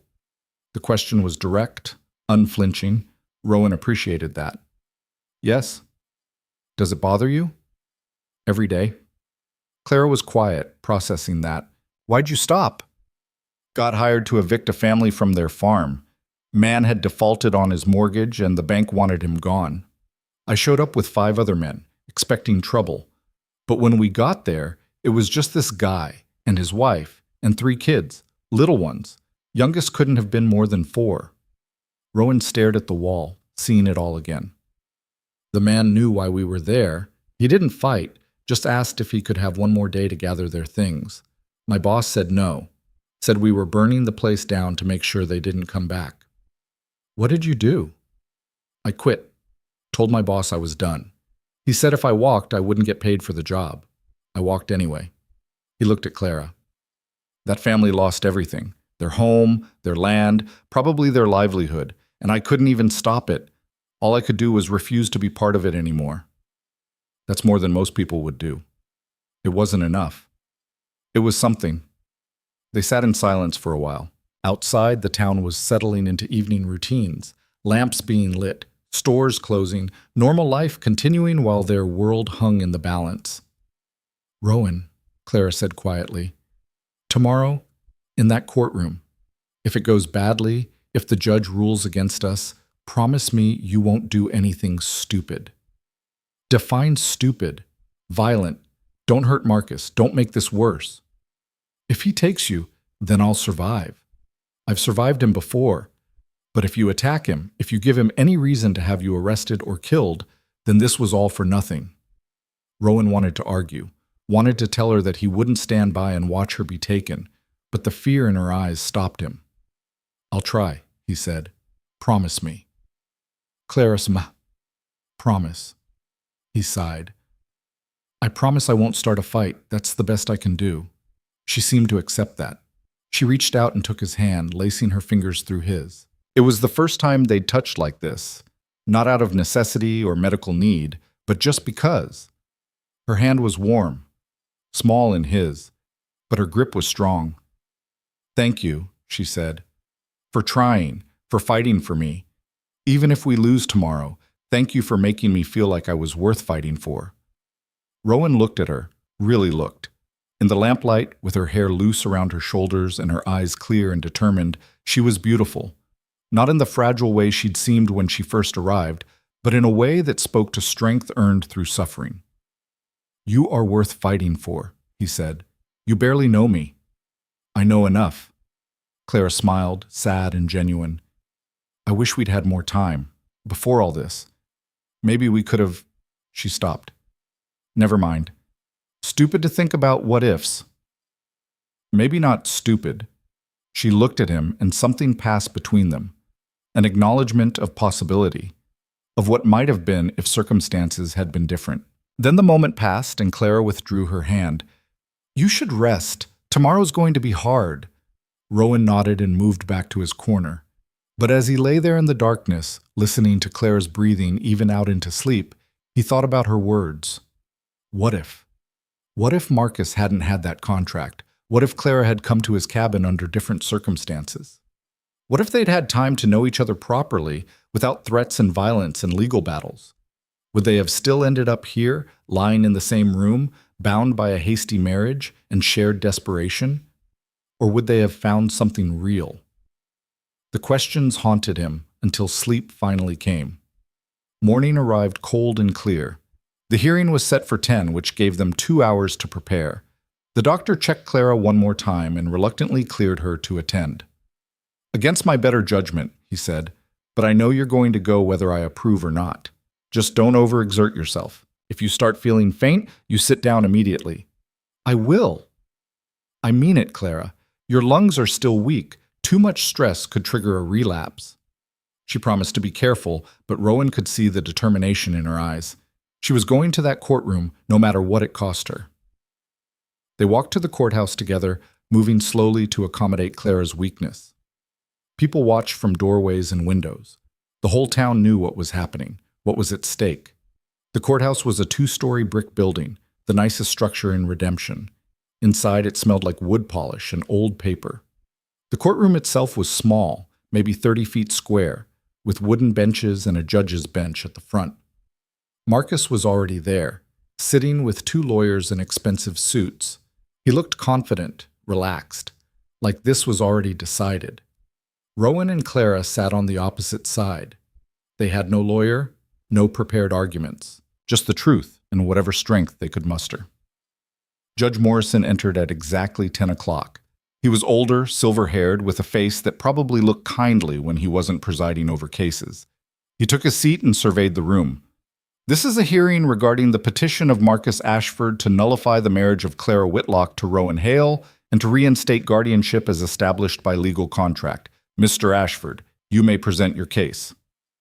One of Marcus's lawyers stood. He was smooth, practiced, probably very expensive. Your Honor, this case is straightforward.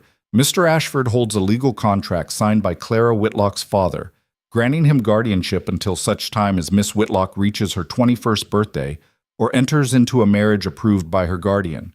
This contract was properly executed, witnessed, and filed with the county. He produced the document. Judge Morrison examined it, nodded. The marriage in question, the lawyer continued, occurred without Mr. Ashford's knowledge or consent, performed hastily by a preacher who has since expressed concerns about Miss Whitlock's mental state at the time. Furthermore, the marriage occurred under suspicious circumstances. Miss Whitlock had been residing with Mr. Hale for less than a week before they wed, and she was in a diminished physical and mental condition due to exposure and trauma. Those are serious allegations, the judge said. They are, Your Honor. We believe Mr. Hale took advantage of a vulnerable young woman, coerced her into marriage to circumvent Mr. Ashford's legal guardianship, and subsequently endangered her health by keeping her in inadequate living conditions. As evidence, We note that Miss Whitlock is currently recovering from severe pneumonia contracted while in Mr. Hale's care. Clara's hand tightened on Rowan's arm. He kept his face neutral. What is your petition? The judge asked. Judge. We ask that the marriage be annulled on grounds of coercion and diminished capacity. We further ask that guardianship be restored to Mr. Ashford, who can provide proper care and supervision. The lawyer sat down. Judge Morrison looked at Rowan. Mr. Hale, you have no legal representation? No, Your Honor. Do you wish to respond to these allegations? Rowan stood. His heart was hammering, but his voice stayed steady. Yes, Your Honor, I do. Rowan had never been comfortable speaking in front of people. In the Army, he'd been a follower, not a leader. As a hired gun, his work spoke for itself. Words weren't his weapon. But standing there in that courtroom with Clara's life hanging in the balance and Marcus's smug face watching from across the aisle, Rowan found something he didn't know he had. Clarity. Your Honor, he began, that lawyer just told you a story. It's a good story. Well rehearsed. Probably cost Marcus a lot of money to get it sounding that smooth. But it's missing something important. And what's that, Mr. Hale? The truth. One of Marcus's lawyers started to object, but the judge waved him down. Continue. Clara Whitlock didn't come to my cabin because she was confused or unstable. She came because she was running for her life.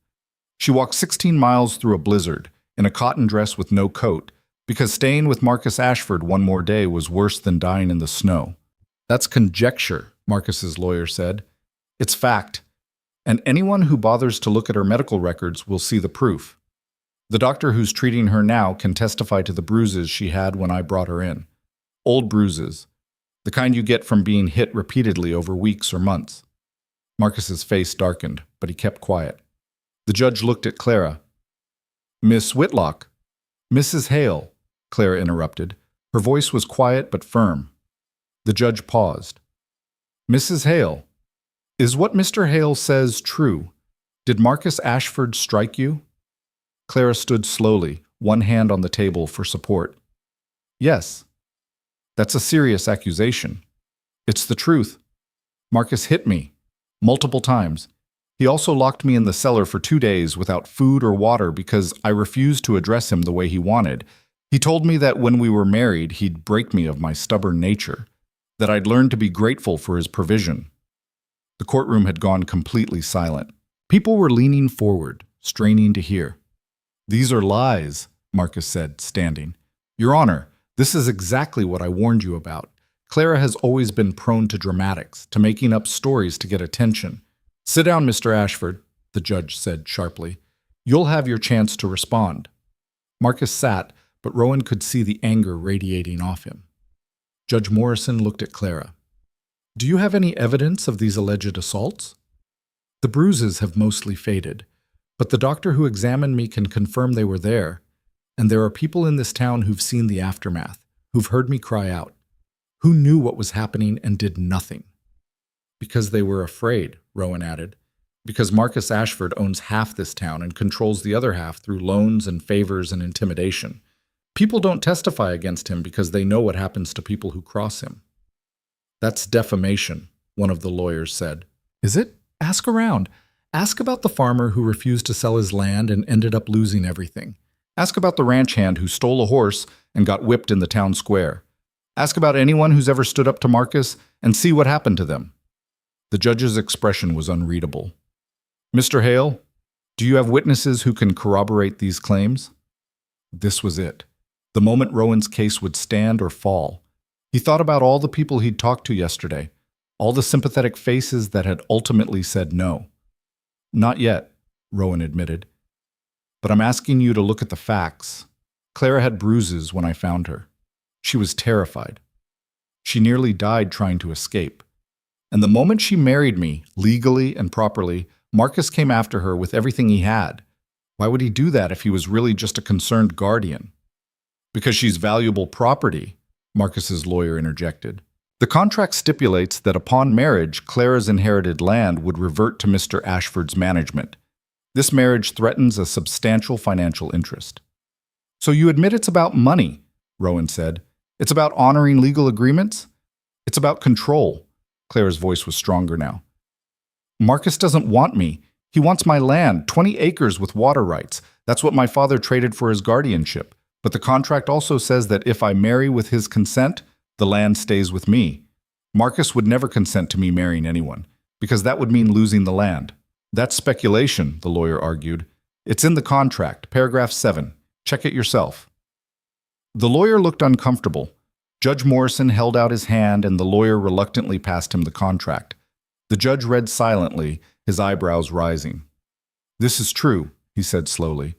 The land transfers to Mr. Ashford only if Miss Whitlock remains unmarried until age 21 or marries without his consent. If she marries with consent, she retains ownership. Exactly, Clara said. So Marcus had every reason to keep me from marrying, to keep me isolated and under his control until the contract expired, and he could take the land free and clear. Marcus stood again. Your Honor, this is absurd. I provided for Clara out of respect for her father's memory. The land was incidental. 20 acres with water rights aren't incidental, the judge said. In this territory, that's worth a considerable sum. I was fulfilling my obligation. By beating her, Rowan cut in. By locking her up? By treating her like property instead of a person? I did no such thing, and I resent these baseless accusations from a man who clearly married her to steal her inheritance for himself. Rowan took a step forward. Clara's hand on his arm stopped him. I don't want her land, Rowan said evenly. I want her safe. That's all I've ever wanted. How noble, Marcus sneered. The hermit mountain man saving the damsel in distress. You expect us to believe you have no ulterior motive? Believe what you want. But answer me this. If you cared about Clara so much, why didn't you go looking for her yourself when she ran away? Why send your ranch hands? Why not search every trail, every shelter, until you found her? Marcus's jaw tightened. I had responsibilities. You had ranch hands to manage your responsibilities. But you didn't go yourself because you didn't actually care if she lived or died. You only cared that you might lose the land. That's enough, the judge said. But he was looking at Marcus with a different expression now. Doubt. Maybe even suspicion. Marcus's lawyer stood quickly. Your Honor, these are emotional arguments without legal foundation. The facts remain. Mr. Ashford has a valid contract. The marriage occurred under suspicious circumstances. And Miss Whitlock's own behavior, running away, making wild accusations, demonstrates exactly the kind of instability that necessitates guardianship. Or demonstrates a rational response to abuse, Rowan countered. Where's your proof? Where are your witnesses? You admit you have none. All you have is Miss Whitlock's word against a respected member of this community. The lawyer was right, and Rowan knew it. In a court of law, without witnesses or hard evidence, it came down to credibility. And Marcus had spent years building his reputation, while Clara had spent years locked away. The judge leaned back in his chair, thinking. The courtroom waited. Then the door at the back opened. Sarah Michaels walked in. She looked terrified, her face pale, her hand shaking, but she walked straight up the aisle and stopped in front of the judge's bench. I have something to say, she announced, about Marcus Ashford. The judge blinked. Mrs. Michaels, this is highly irregular, I know, but I need to say this before I lose my nerve. She turned to face the room, facing Marcus directly. 2 years ago, I saw Marcus drag Clara out of the general store by her hair. She'd tried to buy fabric without his permission, and he was furious. He threw her into his carriage and drove off. I heard her crying. Marcus stood. That's a lie. It's not. And I'm not the only one who saw it. Agnes Porter was there. So was Tom Brennan. We all saw it. We all did nothing. Sarah's voice cracked. I've lived with that shame for 2 years. I'm not living with it anymore. The courtroom erupted. People talking over each other, some shocked, others nodding like they'd suspected all along. The judge banged his gavel. Order! I'll have order! The noise died down. Sarah was crying now, but she stayed standing. Anyone else have testimony? The judge asked. Slowly, an older man stood up from the gallery. Rowan recognized him, the doctor who'd treated Clara. I have medical records, he said, from 3 separate occasions over the past year when Clara Whitlock was brought to me for treatment. Twice for injuries consistent with physical assault. Once for malnutrition after being denied food for an extended period.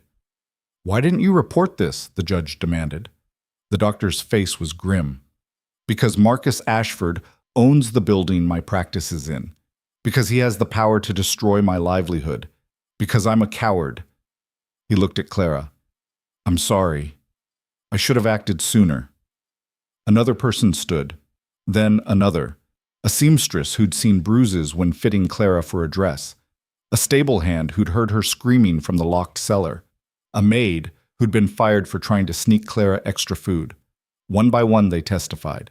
Scared, ashamed, but finally speaking. Marcus's face had gone from confident to furious to something close to panic. His lawyers were whispering urgently, but there was nothing they could say. The truth was coming out, and it was burying him. When the last witness finished, Judge Morrison sat in silence for a long moment. Then he looked at Marcus. Mr. Ashford, I've known you for 10 years, played cards with you, considered you a pillar of this community. And now I'm hearing testimony from multiple witnesses that you've been systematically abusing a woman in your care. His voice was cold. Do you have anything to say in your defense? Marcus stood slowly. For the first time since Rowan had met him, he looked uncertain, vulnerable. Your Honor, these people are lying. They've been influenced by what? The truth? The judge's hand came down on the bench. I'm not a fool, Marcus. I've seen men like you before. Men who think power gives them the right to do whatever they please. Men who hide behind respectability while committing acts of cruelty. You can't seriously be considering, I'm not considering anything. I'm ruling. Judge Morrison picked up his gavel. The contract between Marcus Ashford and the late Samuel Whitlock is hereby declared void on grounds of malfeasance. Guardianship is terminated immediately. The marriage between Clara Whitlock and Rowan Hale is recognized as valid and legal, and I'm recommending that the territorial prosecutor investigate Mr. Ashford for assault and unlawful imprisonment. He brought the gavel down. The courtroom exploded, people cheering, others gasping, Marcus's lawyers shouting objections that were lost in the noise. Rowan just stood there, barely believing what he'd heard. They'd won. Clara grabbed his arm, laughing and crying at the same time. We won! Rowan, we won! He pulled her into an embrace, careful of her still healing lungs. She was shaking, but this time from relief instead of fear. Across the aisle, Marcus was on his feet, his face purple with rage. This is a farce. Morrison, you'll regret this. I'll appeal to the territorial court. I'll have you removed from the bench. You're welcome to try, the judge said calmly. But given what I've heard today, I'd suggest you focus on preparing your defense for the criminal charges you're about to face. Marcus looked around the courtroom, at all the faces of people who'd finally found the courage to stand against him. Rowan saw the moment he realized he'd lost more than just this case. He'd lost his reputation, his power, everything he'd built through intimidation and fear. This isn't over, Marcus said, looking directly at Rowan. Yes, Rowan replied quietly. It is. Marcus stormed out, his lawyers scrambling after him. The courtroom slowly emptied, people coming up to Clara and Rowan to offer congratulations and apologies in equal measure. Sarah Michaels approached, her eyes red from crying. I'm sorry I didn't speak up sooner. Clara took her hands. You spoke up when it mattered. That's what counts. I was so afraid. We all were. I know, but you were brave when it counted. They talked for a few more minutes before Sarah left. The doctor came over next, checking Clara's pulse, listening to her breathing. How are you feeling? He asked. Exhausted, but alive. Good. You need rest. This much excitement isn't good for your recovery. I'll rest, I promise. The doctor nodded and left them alone. The courtroom was empty now except for them and the judge, who was organizing papers at his bench. Your Honor, Rowan said. Thank you. Judge Morrison looked up. Don't thank me. Thank those people who found the courage to testify. I just did my job. Still, you didn't have to rule the way you did. Yes, I did. The law is supposed to protect people, not enable their abusers. He paused. I'm ashamed it took this long to see what was happening. Marcus and I, we were friends. Or I thought we were. But friendship doesn't excuse turning a blind eye to evil. You saw it when it mattered, Clara said, echoing her words to Sarah. The judge gave a sad smile. I hope so. Now go. Get out of my courtroom and take care of each other. They walked out into the afternoon sun. The street was busy, people going about their business, but Rowan noticed the way they looked at him and Clara now. Not with pity or suspicion, but with respect. Maybe even admiration. What do we do now? Clara asked. Now? Now we go back to the cabin. You rest. Get your strength back. And after that? Rowan looked at her. They were married, legally and properly. But the marriage had been born out of desperation, a legal shield against Marcus's claim. Now that the threat was gone, they had to face the question neither of them had wanted to ask. What came next? I don't know, Rowan admitted. I guess we figure it out as we go. Clara nodded. Can I ask you something? Anything. When you proposed, when you offered to marry me, did any part of you want to, or was it purely practical? It was a fair question, an important one. Rowan thought about the week they'd spent together in the cabin, the conversations, the quiet moments, the way something had shifted in his chest when she'd collapsed with fever. At first it was practical, he said, a way to protect you from Marcus. But somewhere along the way, he stopped, searching for the right words. Somewhere along the way, it became real. Real? You became real to me. Not just a woman I was helping, but someone He struggled with it. Someone I cared about. Someone I wanted to protect, not because it was the right thing to do, but because the thought of losing you was unbearable. Clara was quiet for a moment. Then she smiled. Good, because I feel the same way. You do? I married you to escape Marcus, but I stayed married to you because of who you are, because you're the first person in years who's treated me like I matter, like my choices matter. They stood there on the street looking at each other, and Rowan realized something fundamental had shifted. This wasn't a marriage of convenience anymore. It was something else, something fragile and new and worth protecting. So what does that mean? He asked. It means we go home, and we figure out how to be married, really married, not because we have to, but because we want to. I've never been married before. Neither have I. We'll learn together. Rowan held out his hand. Clara took it. They walked back to where Ash was waiting, tied outside the doctor's office. The ride back to the cabin took longer than the trip down. Clara was still weak, and Rowan took the trail slow and careful, but neither of them minded. For the first time in weeks, they weren't running, weren't fighting, just moving forward together. The cabin was exactly as they'd left it, cold, empty, waiting. Rowan got the fire going while Clara settled into the chair by the hearth. She looked exhausted but peaceful. I should probably move back to my room, she said, now that things are different. Rowan had given her his bed while she was sick. He'd been sleeping on the floor or in the chair. Keep the bed, he said. I'm fine with the floor. That's not fair. This is your home. It's our home now. Legally speaking. Clara smiled at that. Our home. That's going to take some getting used to. They fell into an easy routine over the next few days. Clara rested, her strength returning slowly. Rowan hunted, cooked, maintained the cabin. They talked. Real conversations. Not the desperate planning of people under siege, but actual getting to know you talks. Rowan learned that Clara loved books almost as much as he did, that she'd wanted to be a teacher before her father died, that she had a dry sense of humor that caught him off guard and made him laugh. Clara learned that Rowan could barely cook anything that didn't involve open flame, that he'd taught himself to read at 15, that he played harmonica badly but enthusiastically. It was strange learning to be comfortable with another person after 5 years of solitude, but it was also good, better than good. On the fourth day, Clara was strong enough to help with chores. She insisted on it, stubborn as always. They worked together, reorganizing the cabin, mending things that needed mending, preparing for the rest of winter. That night, sitting by the fire, Clara asked the question Rowan had been waiting for. What happens to my land? The 20 acres? It's yours. The judge's ruling made that clear. But I'm married to you now. Doesn't that mean it's yours too? Legally, maybe, but I don't want it. Never did. What if I wanted to share it with you? Rowan looked at her. Why would you do that?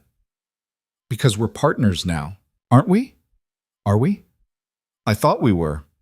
Unless you're planning to annul this marriage once spring comes and it's safe to travel. The thought hadn't even occurred to Rowan. Maybe it should have. But the idea of Clara leaving, of going back to an empty cabin with only his books for company, it felt wrong. I'm not planning on annulling anything, he said. Good. Then we're partners, which means what's mine is yours. The land, the water rights, whatever comes from it. Clara, I know you don't need it, but I'm offering anyway, because that's what partners do. Rowan didn't know what to say to that, so he just nodded. Clara smiled and went back to her book, but Rowan noticed she'd moved her chair closer to his. 2 weeks later, a letter arrived. It came via the supply wagon that made monthly trips up the mountain. The driver handed it to Rowan with a curious look, clearly wondering what kind of mail a hermit would receive. The letter was from Judge Morrison. Rowan opened it carefully. Inside was a brief note and a legal document. The note read, Mr. Hale, thought you'd want to know? Marcus Ashford has been formally charged with assault and unlawful imprisonment. He's also facing civil suits from several people in town who are no longer afraid to speak against him. His ranch is being sold to pay debts, and he'll likely spend the next several years in territorial prison. Additionally, I've enclosed the deed to Clara's 20 acres. It's been properly transferred and recorded in both your names. The land is yours to do with as you see fit. I wish you both well. Judge Morrison. Rowan showed the letter to Clara. She read it twice, then folded it carefully. He's really gone, she said quietly. He's really gone. I thought I'd feel more relieved, but mostly I just feel tired. That's normal. You've been fighting for so long, now you can finally stop. Clara looked out the window at the snow-covered clearing. Spring was still months away, but you could feel it coming in subtle ways. The angle of the sun, the behavior of animals, the slow promise of change. What should we do with the land, she asked. Whatever you want. I want to build something. Not right away, maybe in a year or two, but eventually. A house. A real one. Maybe even a school, if there are enough families in the area. A school? I always wanted to teach, and there are kids up here who need education. Why not? Rowan thought about it. A house, a school, a future that involved more than just surviving winter after winter. I think that sounds good, he said. Clara turned to him. Really? Really, but we should probably start small. Maybe fix up this cabin first. Make it more livable for 2 people. Are we really doing this? Building a life together? Seems like it. She crossed the room and took his hands. I want to be clear about something. I know we got married out of necessity. I know this wasn't how either of us planned our lives. But if we're going to do this, if we're going to be married for real, I need to know you want it too. Not out of obligation or pity or because it's convenient, but because you actually want to be with me. Rowan looked at her, this woman who'd stumbled into his life and somehow become the center of it. She was right that this wasn't what he'd planned. He'd come to this mountain to be alone, to escape the violence and chaos of the world. But somewhere along the way, alone had stopped feeling like peace and started feeling like punishment. I want this, he said. I want you. Not because I have to, because I choose to. Clara's eyes filled with tears. Good, because I choose you too. She kissed him. It was gentle, tentative, nothing like the desperate kisses in romantic stories. It was real and imperfect, and exactly right. When they pulled apart, Clara was smiling. So, partners? Partners. They spent the rest of winter making plans. Clara's strength came back fully, and with it her fierce determination. She drew up sketches for the school she wanted to build. Rowan started clearing land near the water source, preparing for spring planting. They also worked on being married. Learning each other's rhythms, fighting occasionally. Clara was stubborn, and Rowan was set in his ways, which led to clashes, but always finding their way back to common ground. It wasn't perfect. Some days were hard. Some nights, Clara woke up from nightmares about Marcus, and Rowan had to hold her until she stopped shaking. Some mornings, Rowan couldn't get out of bed, weighed down by memories of the violence he'd committed, and Clara had to remind him that he was a different person now. But mostly, it was good. Better than either of them had thought possible. Spring came slowly, then all at once. The snow melted. Green things pushed up through the earth. Animals emerged from hibernation. The world came back to life. On the first truly warm day, Rowan and Clara rode down to Redemption together. Word had spread about what they were planning, and several families had approached them about sending their children to Clara's school. They stopped at the general store to buy supplies. The owner, the same man who'd warned Rowan about fighting unwinnable wars, greeted them with a smile. "Heard you're building a school," he said. "That's the plan," Clara confirmed. "Well, you'll need books. I've got some primers, maybe a few readers. Not much, but it's a start." "We'll take whatever you have." He loaded them up with supplies and refused to take full payment. "Consider it an investment in the community," he said. Outside, Sarah Michaels was waiting with her daughter, a shy girl of about 7. "Is it true?" Sarah asked. "You're really going to teach?" "Starting next fall, once the building's finished." "I'd like Margaret to attend, if you'll have her." Clara crouched down to the girl's level. "Do you like to read, Margaret?" The girl nodded eagerly. "Then you'll do just fine." They rode back to the cabin as the sun was setting, their saddlebags full of books and supplies and possibility. The mountains were painted gold and purple, beautiful in a way that made Rowan's chest ache. "You know what I just realized?" Clara said. "What?" "I'm happy. Actually, genuinely happy. I can't remember the last time I could say that." Rowan thought about his own life, the years of violence, the isolation, the belief that he didn't deserve anything good. "Me neither," he admitted. Clara reached over and took his hand. "We should probably enjoy it while it lasts." "You think it won't?" "I think happiness is harder to hold on to than people admit, but I also think it's worth fighting for. I thought we were done fighting. Different kind of fight, not against enemies, against fear, against the belief that we don't deserve good things, against all the voices that tell us we should settle for less." Rowan squeezed her hand. "Then let's fight. Together." "Together," Clara agreed. They reached the cabin as darkness fell. Inside, Rowan lit the lamps while Clara started preparing dinner. It was domestic, ordinary, the kind of scene that played out in 1,000 homes every night. But for them, it was extraordinary, because they'd fought for this, bled for it, nearly died for it, and now it was theirs. Later that night, lying in bed, they'd finally agreed to share it properly. Clara turned to Rowan. "Tell me something," she said. "Like what?" "Something true. Something you've never told anyone." Rowan thought about it. There were plenty of things he'd never told anyone. Dark things, shameful things. But also this. "When I found you on my porch that night, half frozen and barely alive, my first instinct was to turn you away, send you back out into the storm." Clara was quiet. "Why didn't you?" "Because I saw myself in you. Someone running from something. Someone who just needed one person to say, 'Yes, you can stay.' And I thought, maybe if I help her, maybe that makes up for some of the times I said no to people who needed help. Does it? I don't know. But it's a start." Clara was silent for a moment, then, "Want to know something true about me?" "Always. When you proposed marriage, I said yes because it was my only option. But I stayed yes because I saw something in you, something broken but trying to heal. And I thought, if he can do it, maybe I can too." "Can you?" "I'm trying. Every day I'm trying." Rowan pulled her closer. "Then that's all we can do. Try. Together." "Together," she whispered. Outside, the wind moved through the pines, carrying the promise of summer. Inside, 2 people who'd been broken by the world worked on building something new from the pieces. It wasn't a perfect ending. Life rarely offered those. But it was real. It was earned. And it was theirs.